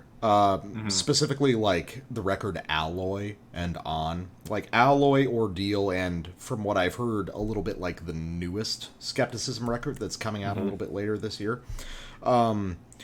Because Stormcrow Fleet is actually kind of an odd man out in their discography. And then over the next couple records, they rapidly evolved their style and then arrived for a few records at something that kind of becomes the core of their sound, but there's so few people kind of closely studying Funeral Doom. Everyone has a different idea of what skepticism sounds like based off their favorite album, you know? Mm-hmm. Yeah, for sure. So what are... what do we want to lead with? Maybe let's lead with a skepticism-y moment. I think that's a good... Because one of your takes on this, right, is that this is a Funeral Doom band that actually gets something about skepticism. So let's go to your sample for that. Yeah, sure, I can do that. So, this is actually close to the end of the record. This is a song called Legacy of the Broken Ones. So, this, like I was saying earlier, specifically sounds like Alloy On from Skepticism.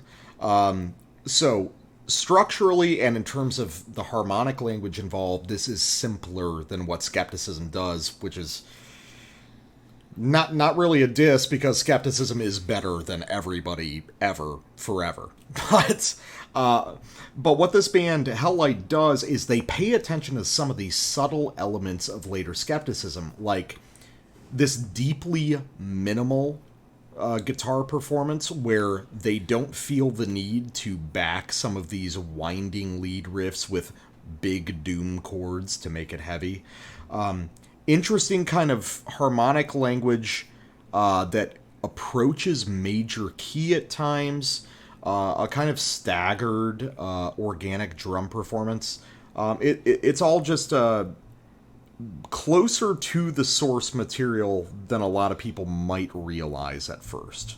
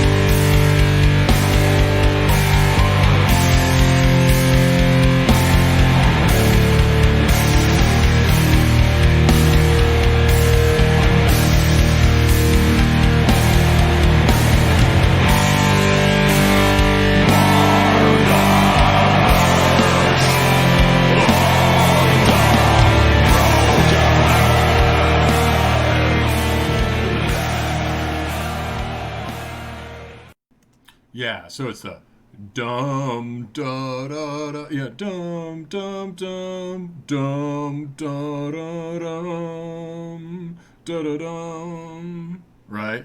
Yeah, just Um, incredibly slowed down, like medieval Dorian stuff. exactly, yeah, really digging in on that dum da da da, and doing it with the instead of like, and doing it like with the monumental feel of, you can do that as like a drone thing, right? I mean, I've always said that the first record, the Stormcrow Fleet riffing, sounds like Graveland. But Well, you yeah, can you, do it in you this talk kind about of how it's actually a black metal record. Yeah. yes, quarterly, yeah. But you can do it in this droney black metal way, right? Where you're just changing a power chord or changing a single melody on your bagpipe or whatever, right? But they give that kind of lift. Da dum da da da. They give that the monumentality of like a chord change, right? Yeah, that's the sun cresting over the horizon. Oh, for sure. Yeah. So that is fucking sick, eh? It's very skepticism.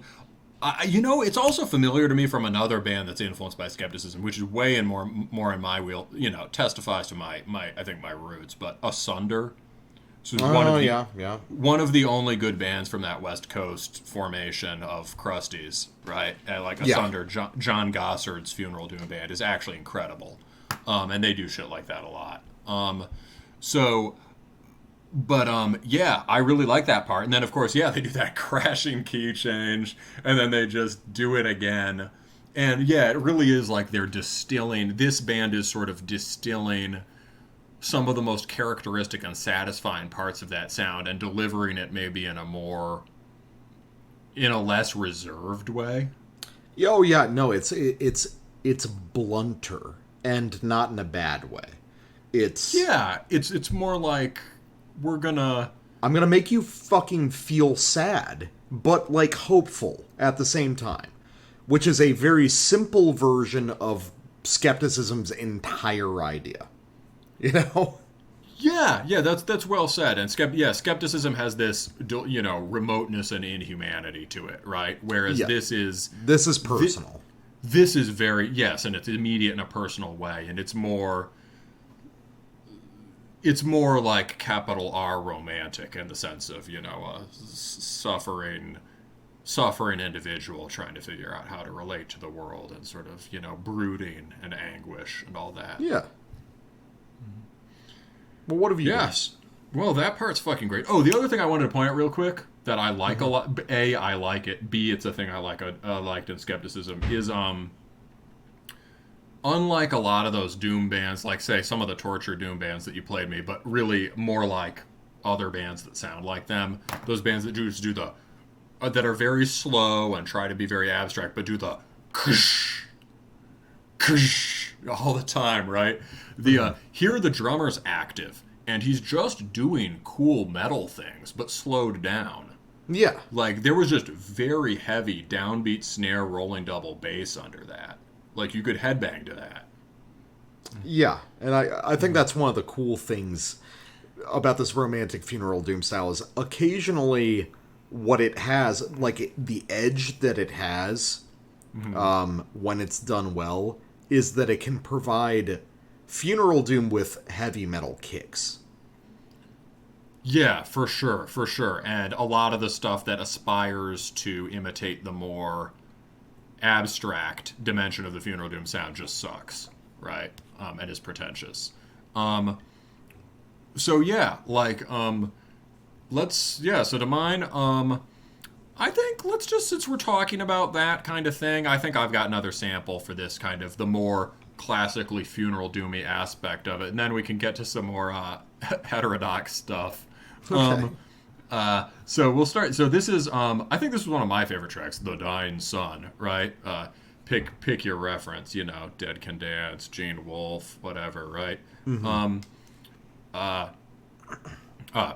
Hades, but they do this thing that I probably is coming from this source, which is they do this long descending riff, and then they put this major lift in at the bottom.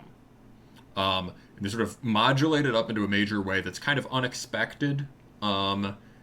And it's really similar to a progression that Hanging Garden uses a lot. Hanging Garden being, for our listeners, being the Finnish sort of gothic death doom band we reviewed the other week. And I bet they're getting it from the same source, so please tell me what the source is.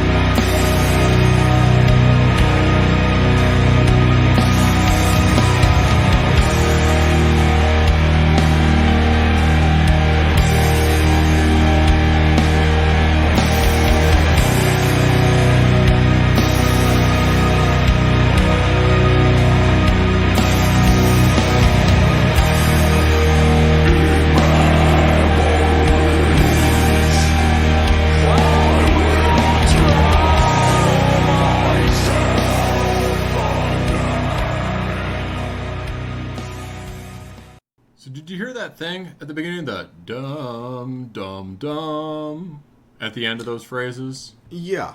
As far as an origin for that, I mean, dum, like in my head, that's like the Hanging Garden thing. They do that a lot. I think you can get there from a lot of places, but my like shot in the dark idea is that I think that's like 2000s My Dying Bride. The kind of like mid-period stuff that's been a little bit... Because we were just talking about this the other day, about how like The Dreadful Hours is like one of my favorite My Dying Bride records. Or was I drunk with my drummer talking about that? Either way, yeah. That was it. One of your two friends. I was drunk with my drummer the other day. And I think you actually did tell me that, though.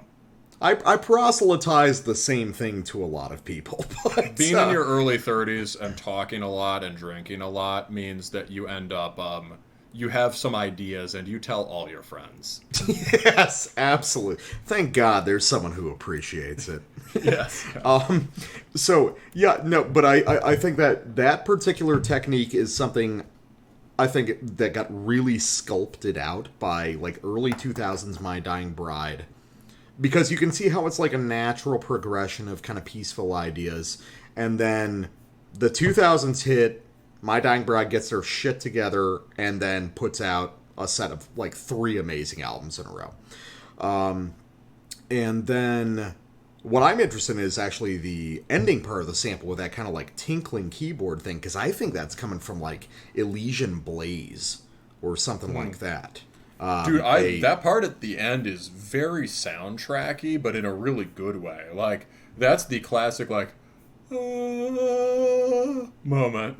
Oh, yeah. You should check out Elysian Blaze or maybe like Wraith of the Ropes. Both kind of sort of horror soundtracky funeral doom that are both very good. Another effect, an effect they attain in parts like that, it's like a more direct, more sort of less weird, but it's a little like Ruins of Everest. I can see that. Just the mood there, like, you're walking into the vast ruined space and the sunlight is breaking through the whatever, right?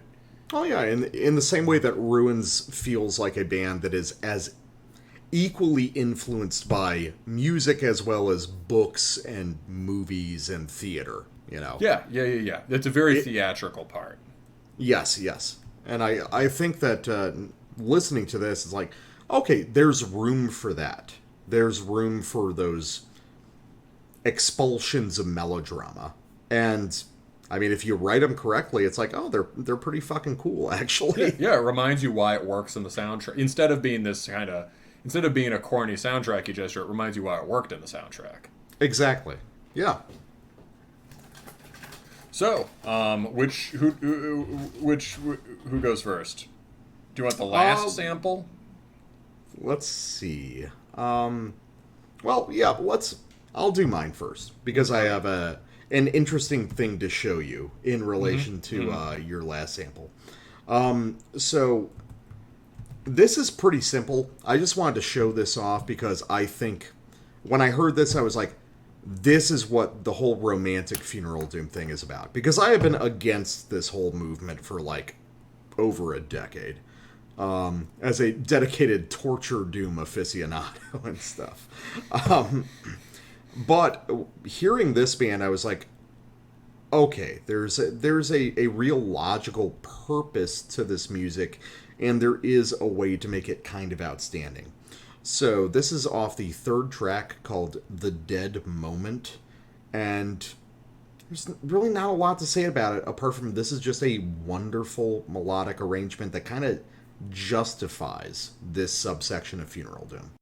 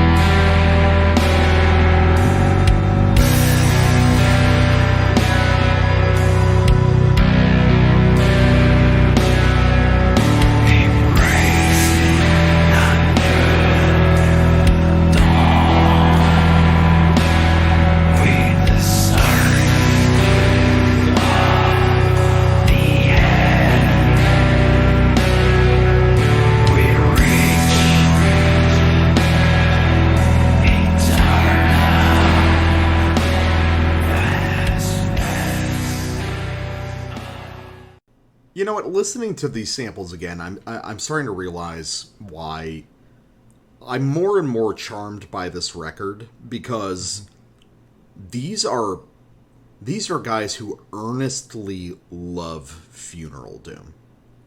Just the conceit of it and these riff patterns we've heard before. You know, this record. This band's been around for 25 years now. They do this because this is the most significant thing in the world to them. And, you know, perhaps it is not the most unusual or the most creative, but even in simple moments like this, they really believe it, you know? And we give bonus points to black metal bands for that, so I'm giving it to them in Funeral Doom. I think we give bonus points to anyone for that. Yeah, that's fair. I'm thinking more like outside the podcast, you know. Yeah, no, I know what you mean. It's but yeah, no, believing it is important. And, you know, yeah, there really is something to be said for more distilled and listenable versions of things that are intrinsically difficult, right? Especially if it's done in a sophisticated way that shows knowledge of the original thing. And, you know, we've also been harping on that side of it, but another way of thinking about it, right, is that this is one hell of an ambitious goth record. Oh, yeah, I can see that, too. I mean, it really scratches a certain itch. Not in a goth rocky way exactly, but, there are definitely... I listened to this a couple times, and I liked it more on replay. I think it's good for replaying. This is an hour and 14 minutes, man. That's 3 albums by other bands at this point. That's the entire career of 6 hardcore bands. That's in fact that's actually longer than the lifespan of crust punk frontman. It's really long, and it's got enveloping, sustained mood without being samey. That's a good thing about this. That's true. I figured out what this is like. I want to do another kind of essay-style review about Cryochamber, the label. Oh, okay. Have you encountered this on the in your wanderings? As an ancient internet Sherpa, have you found your way to their palace? Yeah, Cryochamber. It's like Cold Meat Industries, but less cult. Yeah, it's weird. It's like, it's clearly from somebody who listens... people listen to Cryochamber. No cool people listen to Cold Meat. No. Cold Meat Industries is cooler. It's really? Cold Meat Industry is real industrial head shit. Cryochamber is, I think, Cryochamber is wonderfully reminiscent of sort of ancient future I feel like when I listen to Cryochamber, clearly all sorts of people are drawn to it. The people behind the label, I assume, like a ton of the music I like. You know, I'm sure they like serious ritual industrial music, and they have some of the more difficult dark ambient on there, like Kammerheit. I mean, Kammerheit is highly listenable, but it's bleak and austere in its composition. They I'm sure they like metal, of course, and shit like that. But it's hitting more accessible wavelengths in the spectrum. With a lot of that music, there's a kind of deliberate refusal of direct melody. Mm-hmm. I think they listen to a lot of coil-derived music, right? And coil can sometimes be very richly melodic, but with a lot of stuff in that tradition, there's a kind of austerity, or a lot of this is sort of, most of it is rich and enveloping and cinematic in a way that certain kinds of industrial purists would find too romantic, too sentimental. I mean that's kind of a foible of being a deep underground quote unquote dark music listener, is to think that stuff that is accessible or promotes positive emotions or something like that, or is based on, just more... Has a relation to concepts of music. Yeah, that it's inherently inferior or something, which it's or not. Similarly, a lot of that music can be highly based around trying to put forth a religious or ideological thrust, or being literally a magic ritual. Yeah. Right? And I love that seriousness about it, right? And the Cryochamber has a different kind of oh, God, I'm starting to write the Cryochamber review. I'm not going to do it. But what I'm going to say is just, what Cryochamber does is it's perfect. It's vast, imaginative, playful, and pleasurable sort of post-apocalyptic optimism. And a lot of it's very dark, right? Also, right? But it's like techno shaman music, and it's soundtracky, and it's designed to be listened to by internet people. It's designed to be put on playing in looping video on your laptop while you're sleeping or something, or reading. Yeah. And this really functions and it's all got this, there's lots of really cool, sophisticated, droney stuff that relates to intuitive concepts of melody still. And that has a warmth to it. And as dark as this is, this relates very much to intuitive concepts of melody and has a warmth to it. And although it's at pick any given instant and you can find a bunch of metal shit going on and relate to it on that level, it's not too busy or at any point too hitting you over the head with extremity that you can't just listen to it seamlessly as you fall asleep or whatever. Yeah, that's true. Yeah, so I think it has that. It has that. This is to skepticism as Cryo Chamber is to, a ten-horned beast. And okay. yeah, and this is sort of, or Troom or something, on a different side of it. And this is like, and this is, Cryo Chamber is serious in its own way, and I think this is also very serious. And it's not. You couldn't really call this a. We're saying, but like they're streamlining skepticism. It's what does that mean? Is this what fun funeral doom is? Yeah, party funeral doom? Exactly. So it's like there is its own kind of seriousness to this. It's just different, right? Yeah. And so yeah, I think on that level it's very enjoyable, and very rewarding. So let's go to here is a conspicuously metal moment. So this is on here we're getting to the hidden feature of this record. This is on Until the Silence Embraces, the end of the track. Get ready.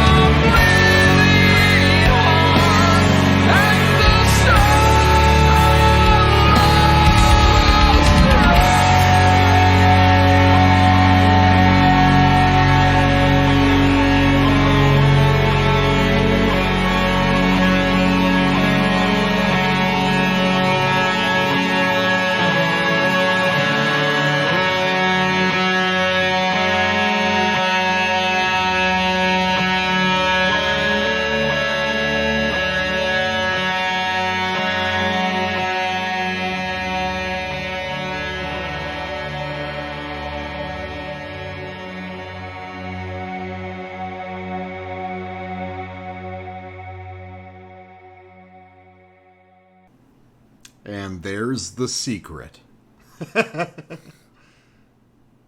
Bro, heavy. Oh, it's awesome. I mean, it's like... Well, and it's also so outrageous and unexpected, given the genre expectation setup, that the first time it happens on this record, I would say the first time it happens, the entry is a little rougher. But the first time Well, that's the first track. I would say, to be critical, the first track is by far the weakest on this record. Yeah. I think the vocals come in there and have a bit of the warbly, slightly off, slightly off, out of tune quality of Doom vocals sometimes, right? Mm-hmm. Which for a record this which honestly is sometimes a strength, right? But for a record this polished, it's a little incongruous. Yeah. You know what it is? They come in like very, very good vocals for somebody doing sort of like 70s style Doom or like old school epic Doom or something. Yeah. Right? It's just like totally, it's just like, whoa, where the hell did that come from? Right? So the first time I heard that, I like cracked up, but it was also a positive cracking up because it was like, holy shit, that's a gesture. They're really doing it. They're really doing it. So when they got to the end of the second track, and, the first time I was like, well, that was kind of weird, but it was interesting, right? And then they get to the end of the second track, and I'm like, he's doing it again. They're nailing it. Oh, God, this kills, right? And his voice there sounds fantastic. Like, he's like getting a kind of, he's hitting a register. He's comfortable in registers that would make most metal vocalists, sort of they make their voices crack or something. Well, it's also the sheer. You can also tell just listening to it. It's like he's recording clean vocals, and they are at a deafening volume. Yes, in the studio, he's yelling he sustains a fullness of voice when it rises. It never really sounds high. It just ascends infinitely. It just it slides up in the way that a guitar slide occurs. Yeah, it's like a guitar slide or like even like a smooth synth glide or something. Really cool. And it does not have, in that moment, you can hear the relation to old school Doom and even like Ozzy and shit, obviously, right? But it's a very modern, it does not sound dated in that way. It does not suggest Good Times and Weed vibes. It sounds gothic and, medieval and also just sort of lonely and cold, right? Yeah. I'm trying to think of where I've heard vocals like that. So you could think of it as a more competent version of the trembling My Dying Bride voice, right? The whole thing is, that guy would probably say, like, the whole thing is he is a very limited vocalist. He's got a thing he does, and it has to do with, like, being very emotional, right? Yeah, no, that's exactly what Aaron says in interviews. He's like, I'm not an amazing vocalist by any means. I really try to embrace the feeling, and I just go for it, Yeah, I probably got it from him saying it, but like this is so he's kind of centered around a couple tones, but this is it's a similar tone. It's got that similar kind of cold and broken tone, but it's a much stronger vocal. Well, here's the thing, Black Metal Guy. I think right. I might know where the general idea of that comes from. So, have you ever listened to Warning, or have you heard of them? No, I've seen this album cover for years, and I've thought, do I want to be like a peasant carrying a wood up a hill? I use that word to refer to a bundle of wood. And I think not today. No, I'm not the peasant carrying the bundle of wood. So the answer is yes, because this is a truly incredible record. Just a wonderful album. Extremely singular. Nobody's ever really done something like this since. So Warning is in essence a traditional Doom band playing and operating within a sort of funeral Doom framework. Which means that it is some of the most miserable music ever recorded. It's wonderful. I could do a whole episode about this album, kind of thing. But as far as this sort of modified Peaceville Doom Death, clean vocal style, kind of warbling, I think this is a point of reference. Okay.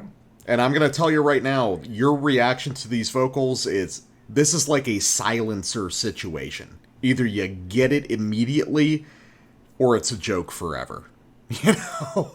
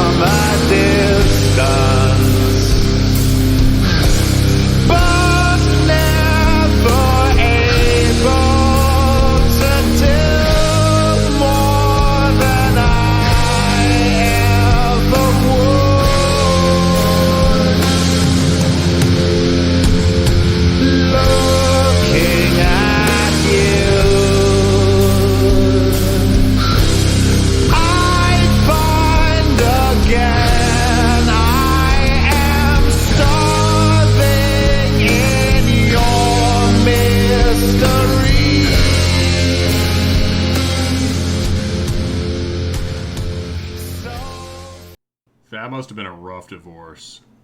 Dude, it is...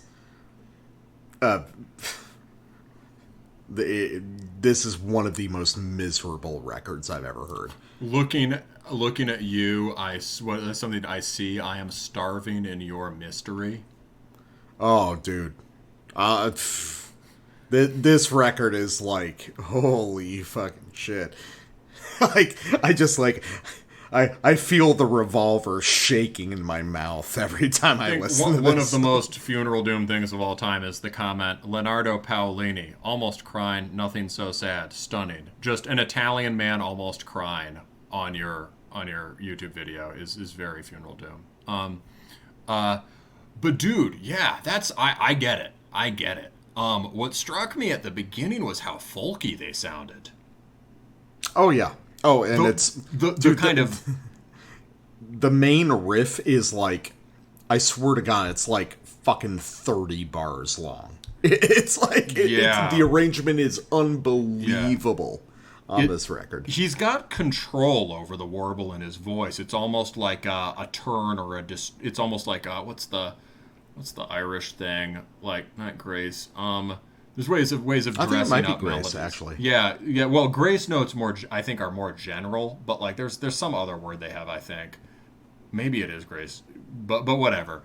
There's a kind of a colorful folk inflection that he's kind of getting at, and I think it's probably intentional. Like the rhythmic thing there. Oh yeah. The rhythmic thing there is like sounds like the British folk bands in the 60s, like, Fairport Convention or maybe like Pentangle or something. Or really, I mean, the rhythm it literally reminds me of is a Current 93 rendering of a trad song where it's like, now cursed be they who would ruin our fair land. I can't remember the exact melody, but da da da da da da da da da da da. similar, like, kinds of ways of pacing that are not usual in metal. Yeah, that's pretty awesome. And he really sounds like, although he's clearly talking about a divorce, he really sounds like the peasant carrying the sticks up the hill. Hail! This is Brandon from Cromlech, and you're listening to Terminus.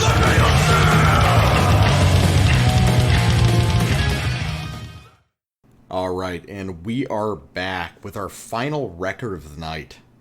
Eisenhand's Fires Within on Dying Victims Productions.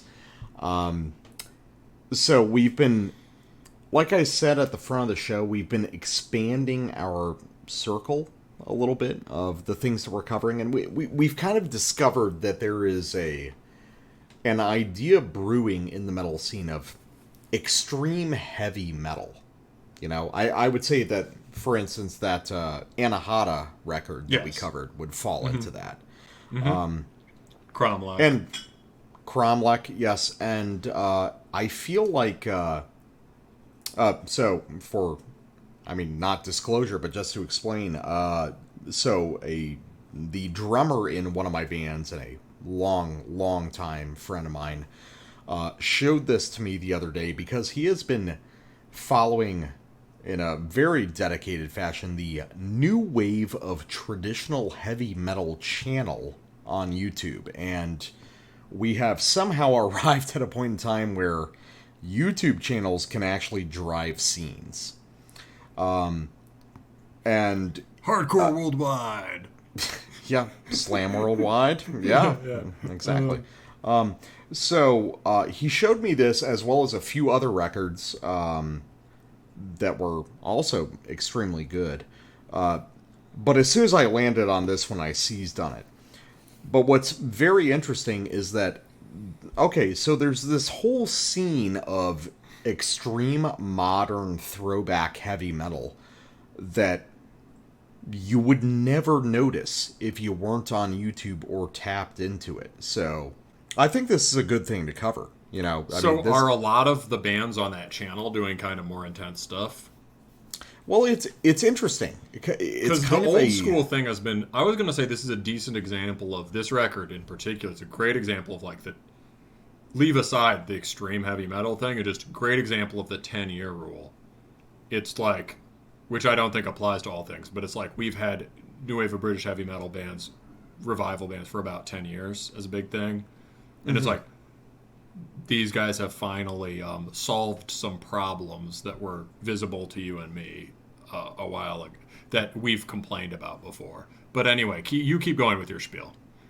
Well, no, just I was gonna say, so we've got this entire scene of heavy metal bands that are being promoted on YouTube and probably other sites, but a lot of the time it doesn't connect to the extreme metal scene, which, frankly, doesn't make any sense, because the things that appeal to us on this record, and, yeah, this may end up on my year-end list. Maybe mine, too. Yeah, I mean, it's that good. A lot of the things that appeal to us here are the same things that appeal to us on extreme metal records. But in terms of what you were saying as far as, like... you know, for this style, is this representative? There's kind of a split within this new wave of traditional heavy metal. You know, you've got stuff that is, let's say, on the Anahata side, where it's kind of like US power metal, but then you've got blast beats and you got some harsh vocals. You know, you've got this more defined extreme metal influence. Here's the flip side of that. We've got this just very, like, intense, extremely authentic sounding metal punk stuff. I mean, I would say, if you presented this to me without information, I could see this as an extremely ahead of its time 1984 to 85 record. Yeah, me too. It'd be shocking, but, like, it'd be like... Yeah, it'd be as if something clicked. It would be as if... It would be as if, you know, there were all these protean things going on in the metal punk universe, and it would be as if what we now understand to have been it would be like we now understand it to have been tending towards something, and it'd be like it clicked then. Yeah, yeah. We have the privilege of retrospect, but had something like this occurred in 85, 86, we would have been like, oh, here's the perfect adjoinment of punk and metal. For all we know, maybe these guys could direct us to a few records, right? You and I have talked about, like, you can hear songs like this in isolation, but it's... Yes. Okay, so maybe let's talk about the punk and metal thing. Do you want to say exactly how you'd characterize it, and then I'll get to mine? Yeah, sure. Because we have different ways of seeing this, probably because we're coming from different origin points. Mm-hmm. I think a lot of this record sounds like punk played in the manner of traditional heavy metal. Like, I'm talking like first two Iron Maiden albums, very old speed metal, like French stuff, like ADX, shit like that. Not really the US power metal thing, actually, which is interesting, because that seems to be that's the first place a lot of these guys go. But this is very, like, straight metal punk, and actually, I've liked it so much, I listened to a punk record for the first time in many years today. Which one was it? Oh wait. I know what you're going to say. Okay, we'll get to that. No, not what you think. I actually, on my commute today, I listened to a Gangrene album from 86. I don't think I've even heard Gangrene. I played a little bit for you, but it's kind of like old, like, proto-hardcore punk stuff. Well, it's not proto if it's 86. It's well in.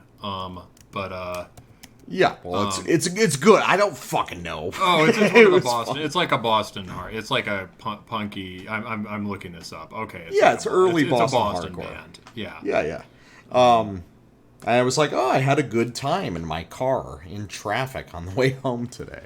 Now that I've said that, because I identify, like, melodically, a lot of this is not really metal riffing. It's kind of punk chord patterns filled out with kind of metallic right hand work, lots of palm mutes, a little bit of tremolo here and there. But how do you perceive it? Yeah, well, I think that's a good way of reading it. I mean, I think this is a case where we have opposite takes, but we're both right, and we don't have to duke it out in an epic battle royale. I think, like, so if you start from the riffs, yeah, that makes sense. And I guess when I'm trying to figure out genre, I think I tend to start from structure. Okay. And so I would say, like, these songs are structured very much like metal songs. Like, they have long... I mean, in fact, they're structured in very similar ways, but they have long, extended breaks in the back end of the song that are not just thrown in there as convention. Like, shit, we're doing something kind of metal. We need some part that isn't the verse of the chorus, right? But, like, focal points of the song. The songs are all built to open up into these parts. And, like, that to me seems like a characteristically metal way of structuring things. That said, yeah, so it's like, to me it seems like the structures are metal, and then a lot of what's filling it in is punk. Like, yeah, I think as far as the default aggressive riffing, right, the fast parts, the kind of thrashy parts, up-tempo parts, they really are very much like either 80s kind of metal punky riffs or just punk riffs, But I do think there's a metal way it's structured. And the funny thing about this is, of course, is that proves these guys are doing something skillful and pretty, as vintage as it is, kind of original in a way, as far as I know, which is like you, who grew up with long hair, listening to, death metal and power metal, think it sounds like punk, I, who grew up with short hair, listening to hardcore and goth rock, think it sounds like metal, right? Which means that this is actual true metal punk. Yes, it's very much, yeah, all those bands back in the day would say it's that oh yeah, too punk for the metalheads, too metal for the punks, right? It's like a cliche now. But this really achieves that on a musical level. The way I could try to one way I could try to make sense of what you're saying also is sort of like punk played like metal. You could almost imagine it as, what if this is a band from England in like 83 or 84, right? Who like hear metal and want to do metal things. That's one reason, one distinctive feature of the metal punk stuff is often it's people from outside metal who associate it with certain gestures that punks see as absurd. Mm-hmm. Right? And so they have this exaggerated version of metal. And so, like, we like that. We want to do that. So, like, imagine, like, the way this band kind of ritualistically opens up these songs, right? And then they all kind of slow down, and they all have these extended passages of indulgent guitar heroics, right? Which is, like, what punks thought metal sounded like. And, you know, the crazy thing is, like, this band completely pulls it off and remind me of why people like that stuff. I'm usually kind of averse to shit like that. It's like, what if the parody was what we actually wanted? You know? Yeah. And so like usually I'm like, no, don't slow down. Don't play a guitar solo. You know, like please don't introduce a little boogie shuffle. Right? And they do those things and they fucking land every single time. Nail it. It's like, not only is it tolerable so you can get back to the fast parts, it's like, hell yeah. Yes. All right. Let me do a sample. All right. So, Steel City Sorcery. Such a good title. Yeah. Incredible heavy metal title. So, just from the opening of this song, and this is going to be pretty representative of the whole record, because, as you say in the notes, all the songs sound the same in a great way. You know? So, what you're going to hear here is that the riffs on this song are going to be a little bit too complicated for a comparative era of punk, but the kind of interval choice is going to be very punk. I think that the first Iron Maiden record, the self-title, is a huge influence here, as well as parts of Motorhead, although these guys are a lot more melodic than Motorhead was, apart from, like, very brief moments. But, yeah, let the people hear it. Motorhead was very melodic. The melodies had 4 notes. All right, let's do this one.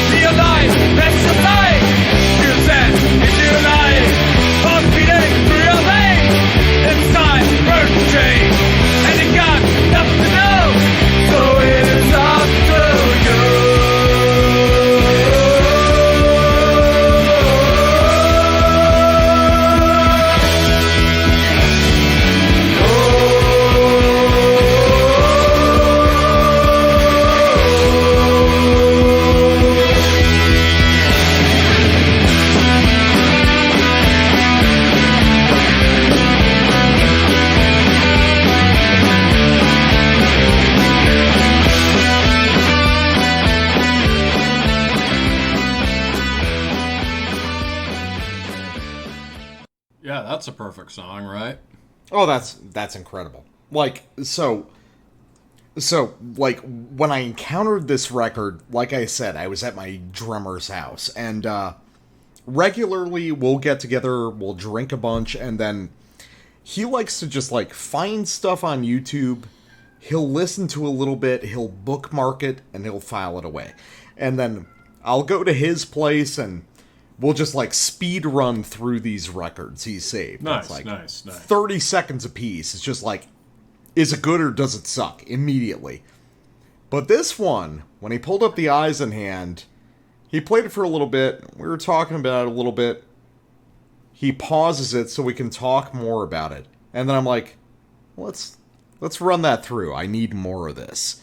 Mm-hmm. And I did that like 4 times in a row with this record. Because there's something about this that is just so carnal and wonderful. Like, I don't even know how to describe it. When I first preview listened to this for the show, I just put on the first track, which is the next one that I sampled, and I heard the first riff, and I was like, kind of stock riff, pretty quiet. I don't know about this. And, I mean, I listened to like 10 seconds, right? Came back as soon as I put it on to listen to the whole thing. Basically, like, maybe, I don't even know if I got to when the vocals came in the first time, right? You know, it just got, I was like, oh, this is pretty good. Like, this is subtle. This is pretty good. Oh, shit, this is awesome, you know? And then, like, by the time we get to this track, I'm like, did he just yell Steel City Sorcery? I had to go look it up. Yeah. Yeah, so, yeah, I think you said your piece on this one? Oh, yeah, I mean, apart from, like, this is a band that is accessing the sort of truly old shit that a lot of bands pretend to, but no, these guys are actually seriously listening to the self-titled Iron Maiden record. They're listening to Sad Wings of Destiny by Judas Priest. A lot of those guys are listening to Sad Wings of Destiny. But a lot of them aren't internalizing the ideas. Yeah. There's a whole other school of band that Cromlech likes to shit on, who they call, like, the Fun Times Judas Priest wannabes. And, like, this is very, like, it'll appeal. I mean, people who like those bands will like this too, right? Because it's just obviously good. It's old school and obviously good. But, like, I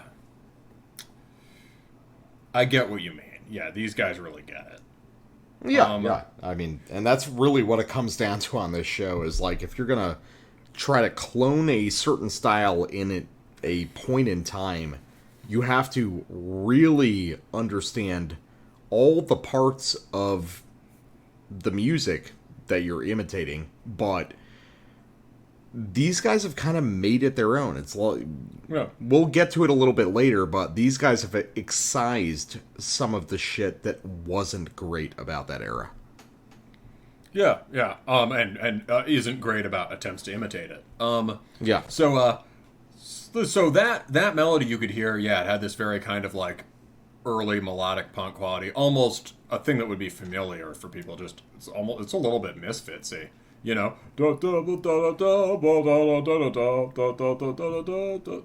yeah, right. You know, sort of just like melodic punk, but keyed darker, right, with a more sort of metal sense of epic, right. A lesser band would have done the same turnaround on the second end of the riff twice. Mm-hmm. This band kicks it up higher and makes it sound cooler. Anyway, so. Album opens with this riff. This track is called The Engine, and you listen to it. It sounds like punk. Yeah.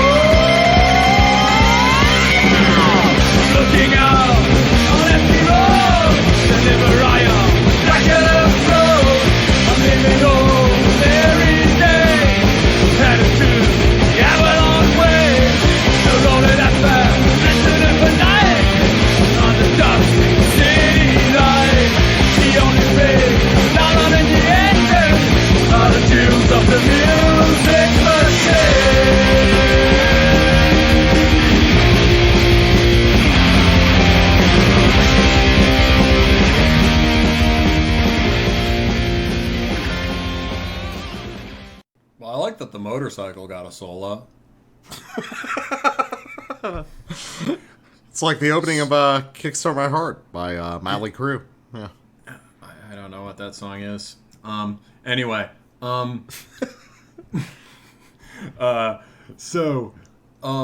What, like, in terms of, like, metal punk, that is a, like, in terms of, like, what the essence of that style refers to, that riff is it. You remember I played you that Broken Bone stuff. Yeah. About a while ago. Like, that's very close in its basic form to the main riff to FOAD. And it's, and, you know, there are certain, like, if you listen to that riff, it can sound, you know, like, can sound like a lot of kind of various kind of epic-sounding Dorian scale riffs in all sorts of genres, right? It could sound like stompy, oi, black metal. It could sound like... there's a part of this record that really sounds like that. It could sound like, you know, like speed metal, like you know... I don't know. All very familiar melodic pattern, right? Yeah. But, like, the way he's playing it instantly sets it apart. Oh yeah, it's all about the execution on this record. Plays like it's played under tempo. It's very fast picking, really crisp, high energy playing, but there's a lot of space in between the beats. Basically, like there's like loose as in spacious, but highly locked in playing. It's thunderous. I feel that, but like with a light touch, I'd say. Yeah, no, it's like they're comfortable. They're in the pocket, as they say. Yes, very in the pocket, and it's like the guitar tone on this record isn't loud. The drumming isn't loud. I don't even know if anyone's hitting their instruments particularly hard. But it's extremely heavy, in part because of that sense of the crispness to it, the deliberateness in how it's paced. And another thing about this, right? Of course, in this style, right, we're like evaluating the riff, right? Of course, in this style, the individual riffs aren't as important, right? Because they're supposed to be a base for vocal lines. Yeah. So this is the great conflict of music that aspires to a certain level of intensity while also having catchy singing, right? How do you have a riff and a memorable vocal at the same time without just having... And the thing you want to avoid is the vocalist singing the same note, singing the root note over and over again.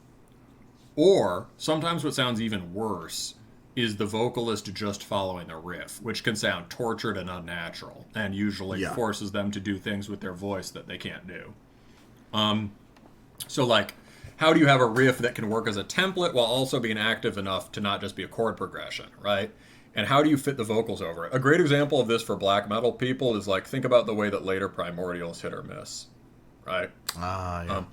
Alan would be the first to say he's not a trained singer, right? And part of the appeal of his voice is that he's somebody who's not trained, but who has an extremely powerful voice and passionate delivery, right? And there were times on the later songs where, like, because how do we fit that voice over the riffs? It can just get a little wonky sometimes, right? It's not clear where do we put Alan's voice or whatever. So with this, the riff is written to be a template for the vocal line. It's a melodic and rhythmic template, and the vocalist is singing around it, and he's not exactly doubling it, but he's not trying to do anything fancy.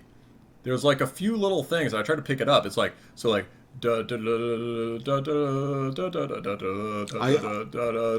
I mean, honestly, I think that what's happening on a lot of the vocals on this record, in terms of how they relate to the riffs, is we have a guy who has a... Wait, real quick, can I just say the technical thing I was going to say? Not that it's that technical by any objective standard. Just like sometimes he'll do like when the guitar sits on a palm mute for a second, you know, it's chugging, right? in that particular part, I think the vocalist, instead of being on that note, would be like up a minor third or something, like up a powerful interval from it, right? Little harmonic effect. Or he's just, he's not hitting every note that the guitar is hitting, for sure, and he's just, timing's a little different, but he's also completely following, there's no expectation that you would do, a lot of bands accidentally end up following the riff, right? This is how all these parts are written. It works brilliantly, and the vocalist, I think there's a tendency towards bands like this realizing that a lot of the time trying to imitate Ozzy's bad singing, or, you know, you're not Rob Halford, why do you try to sound like Rob Halford? You know, kind of thing, is not a great idea. And so you're getting lower voices. Yeah. And this has some, like, you know, it's on the Anahata, at times it's on Cromlech. This guy certainly has it. And again, his delivery is like more like a sort of Danzig-y or yelling punk thing. Yeah, I mean, that's related. It. Yeah, that's related to what I was going to say, is like, so the vocalist here seems to me to be a guy with a very limited range, which is not a criticism. Like, most of us have a very limited clean singing range. Yeah. We've got, what, an octave and a half, maybe two, unless we really stretch it. And if you're just a guy in a heavy metal band, you know, you're working with what you've got. So I think what we're hearing a lot is he's mirroring the riff to a degree, but the riff pops up, he has to drop the octave lower. So you have this wonderful sort of push-pull effect between the guitar and the vocals, which ironically makes the main melodic line take up more space in the music and make it sound unbelievably heavy. You know, because these are guys with a... Yeah, because, you know, the like Rob Halford or Bruce Dickinson, they can match those high notes on guitar. These newer guys can't, because they're not trained singers, and they're not one-of-a-kind generational people. But they're trying to imitate that, so they're working with what they have, and the result is brutally heavy traditional metal in a way that didn't exist back then. At all? Well, no, I mean, it kind of did. The other thing I was going to say, what they're faithfully imitating is, like, metal punk stuff. Like, imagine somebody who had just been yelling phrases like, you know, I don't know, unholy racket, right? Just kind of suddenly has to sing because his guitarist got into Iron Maiden, right? And you literally hear that, and sometimes it's awful. Do you know about the Bad Discharge album?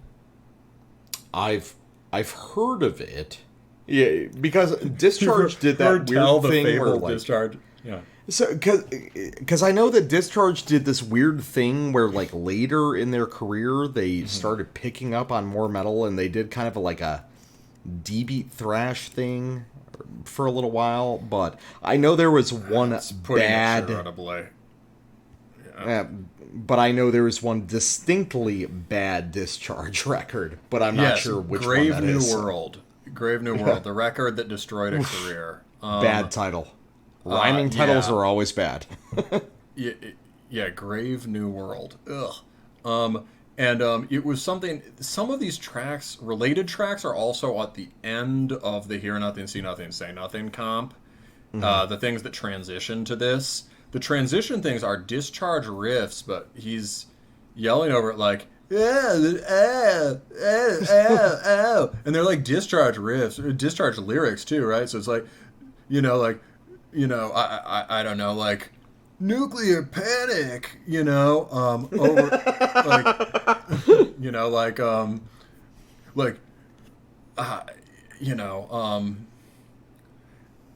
maximum crimes against humanity, and like, it's god awful, right?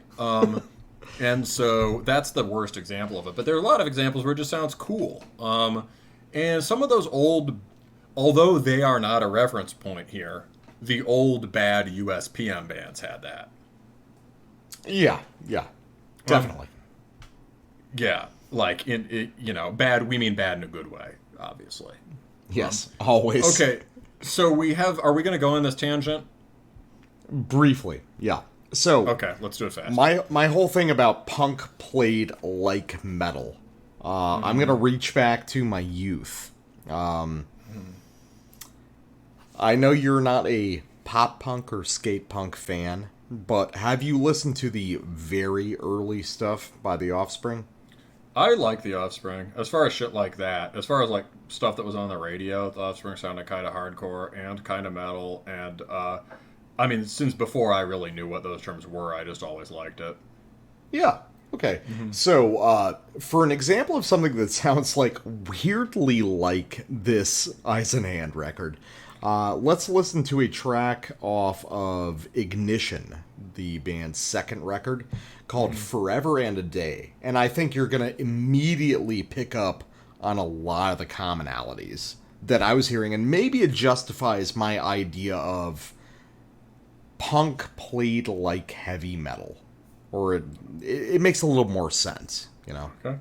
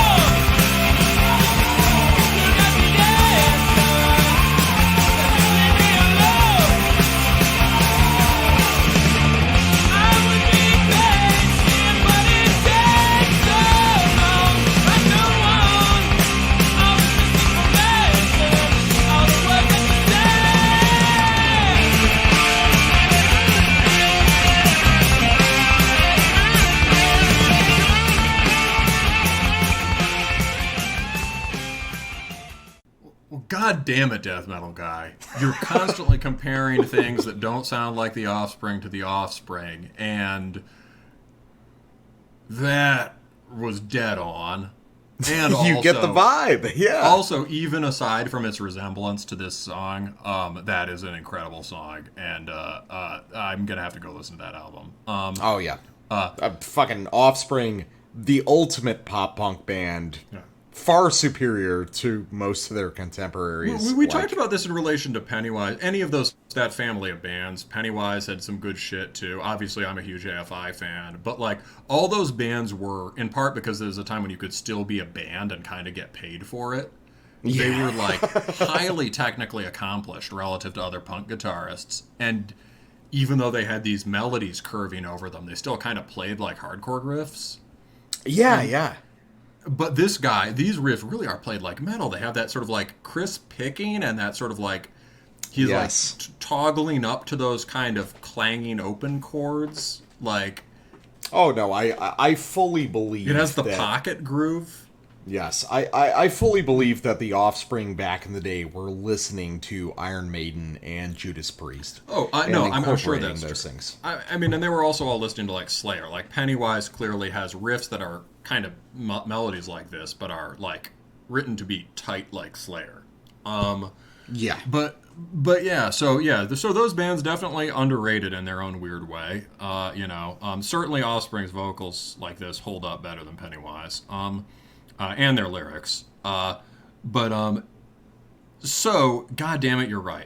Okay, and furthermore, on that note,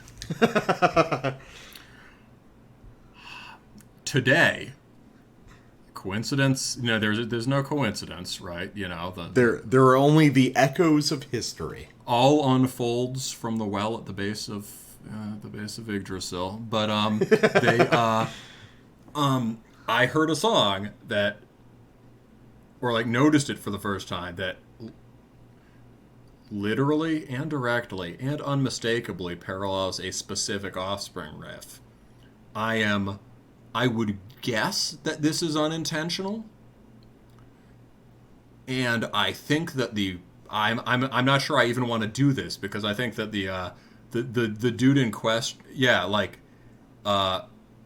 he might kill you. That's what I'm gonna say. Like, I'm afraid my skull is gonna end up on a ritual skull rack in New Tenochtitlan, because here is the last track off the last Maquahuitl full length of Anguish and Eternal Rest parentheses Chikuna Miklan. The record is at the altar of Miklampa, and in a climactic moment on the last track, it kicks into this. It's really hard for me to imagine it wasn't at least stuck in the back of his head somewhere from being a preteen or something. And the thing about this is, I always loved this song. This song has real power in the chords and in the lyrics, and it has some of the quality of black metal, in the same way that AFI kind of did too. It has a certain kind of like stern or noble quality to it, like and a mournful elegiac quality. So like, I said quality a lot. It sounded epic. Everyone, I'm sure everyone who's listened to the podcast has heard this song and this riff. I'm not going to tell you what it is, but get ready. I think it's awesome, basically, that this is here, because it's like everything about that riff and sequence that's like has this potential to be something that points beyond pop punk is brought out here.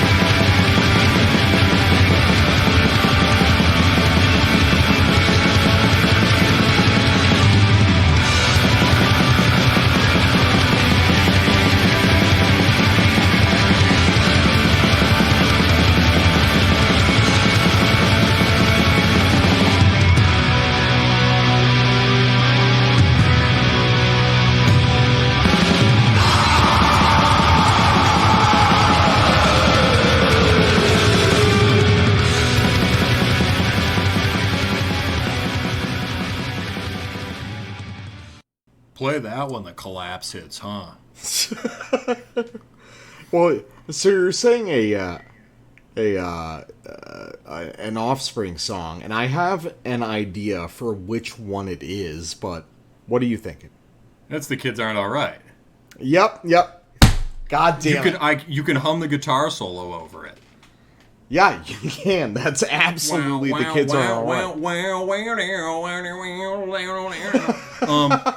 And he's a great guitarist, and he's embellished it in specifically black metal ways. I've seen some live videos of him, and god damn, he is good at guitar. Yeah, he's embellished it in black metal ways. He's added a little more of the sort of the sort of like flamenco flourishes and Mexican folk that I don't know the name for flourishes. But it's right there. And it brings out all the apocalyptic potential of that melody, right? Yeah, it's pretty fucking sick. So good. So apologies to Eisenhand. We hope you've enjoyed this tangent about pop punk. Anyway, so on to your last sample. All right, so off the end of the record, last song, Dizzying Heights.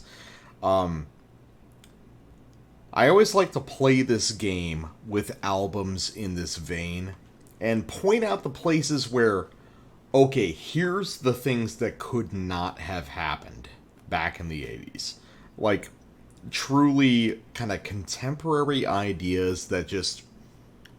I mean, if you had come up with them in the 80s, it would have been amazing. And we would have gotten to cool shit way faster. But...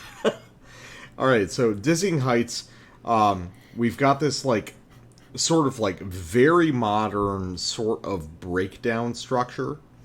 Mm-hmm. It pops up here, it pops up a couple other places on the record.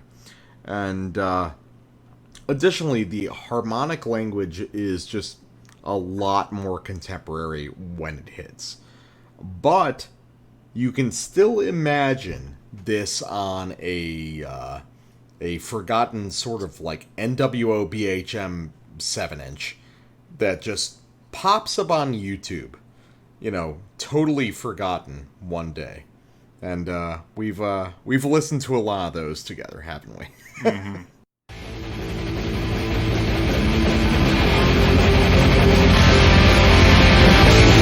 You feel your inner flame raging higher.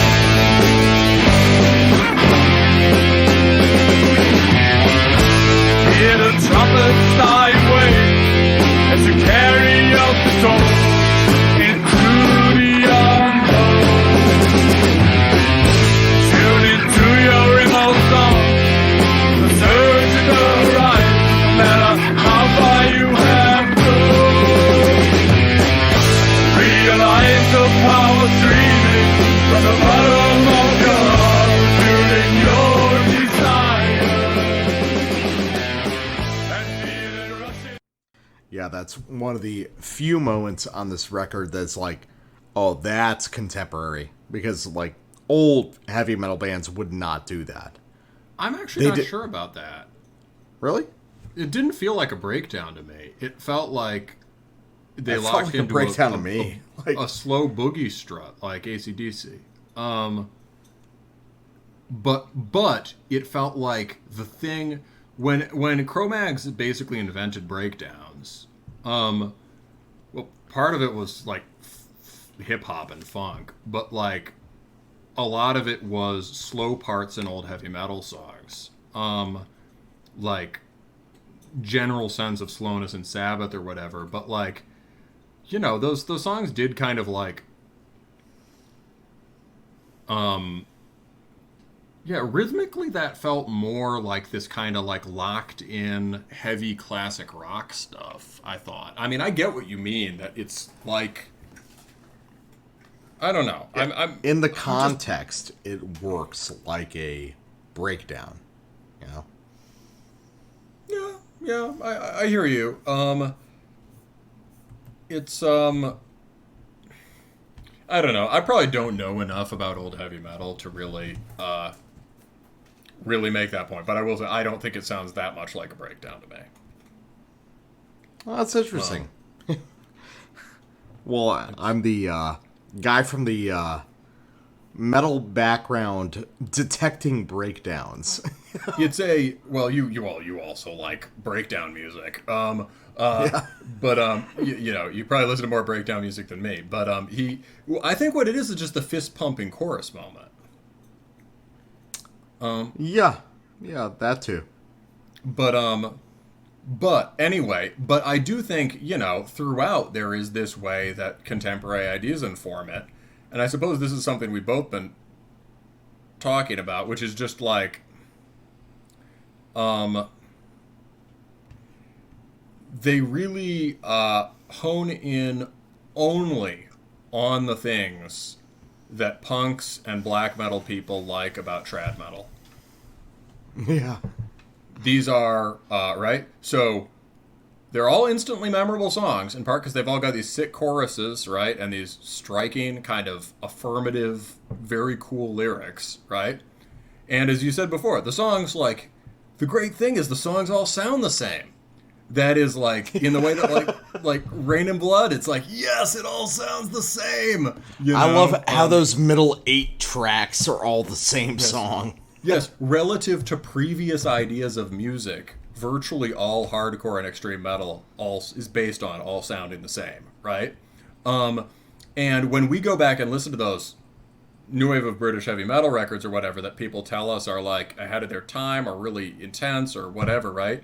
It's frustrating. You've talked about this too, where it's like, shit, they got to do like this stupid boogie number, right? Or like this stupid, like sort of like lame fake blues rock bit, or like the ballad, or like the radio pablum, right? Or like, here's the inept attempt to imitate Zeppelin, right? Yeah. This band doesn't do numbers. They're not a rock and roll band. They just play sick riff-based songs, beginning to end. I don't even think there's a major key on here. 2, songs are all built on these, like, kill riffs. That is, the bread and butter, fast, driving riff, right? That comes from punk ideas of what a riff is that go into thrash metal, right? And this sort of idea of speed and intensity, right? All of it rips. However, it's also not that aggressive by our standards, right? Yeah. No, this is a pretty, like, chill record. Yeah, in the world painted by this music, occasionally some asshole might need to get punched, but this is basically spiritual quest music. Yes.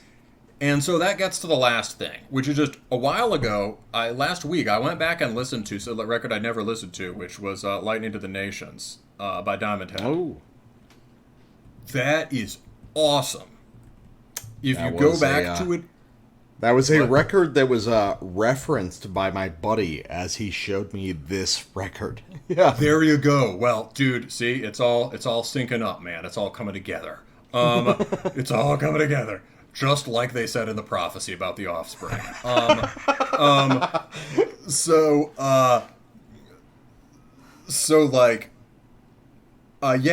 Diamond Head, Lightning to the Nation. That's always cited as a influence on Metallica, right? Because they did that cover of Am I Evil.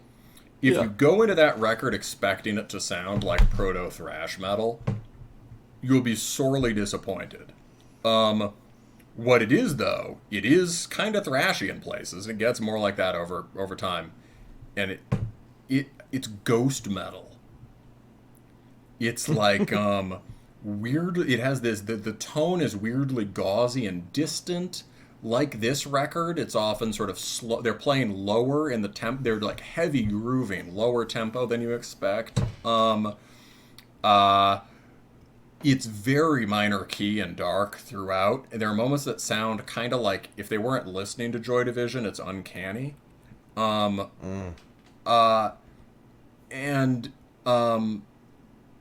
Yeah, so let's listen to the cool heavy part, but then listen to the part where they open it up, right? I think that's basically where we're starting. We're starting on where they open it up in ancient symbols, the ancient symbols foretold in the prophecy of the Aztecs.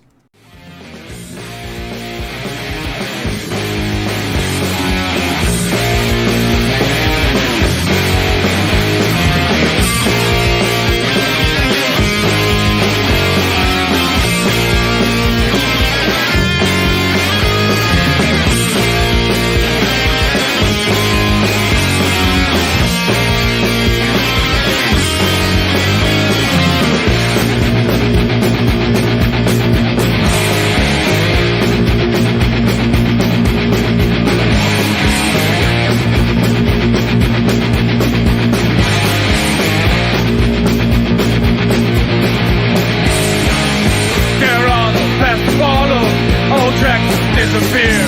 No right, chase the reason. No way, never forgive. Overcome the barriers. Barriers inside. Search the ancient symbol. The only way to life.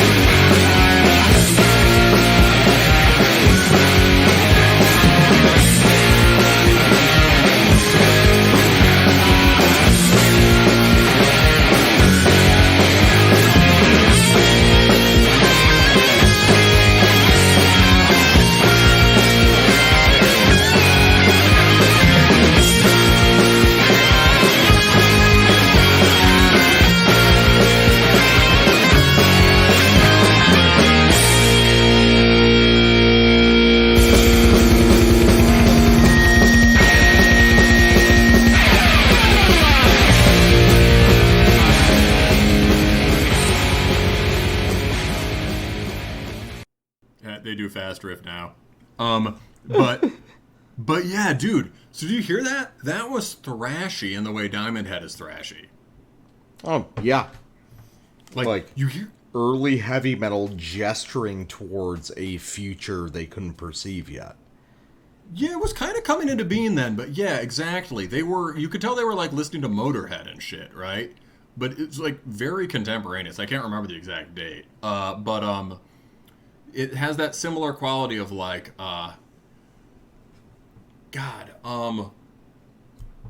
Damien and I were talking, was it in the interview about who did the first D-beat technically? Do you remember that? You just said it at the I think it touched on it briefly. Yeah, like, so, I think he was saying it was Buzzcocks, but there are things like that in one Stooges song, and here you can hear how it's also related, the way it comes into Motorhead and shit, maybe through Discharge, as he was suggesting, which would be awesome, but like, it's also related to these like boogie shuffle beats. And here you really hear that. Da, da, boom, da, ba-da, boom, right? That's not a D beat, but it has a similar syncopated inflection. And it's so loose. And it's more like something like ZZ Top or something. And the way you dance to that, you can't circle pit, you can't two-step. You basically do it like a shimmy or shuffle thing.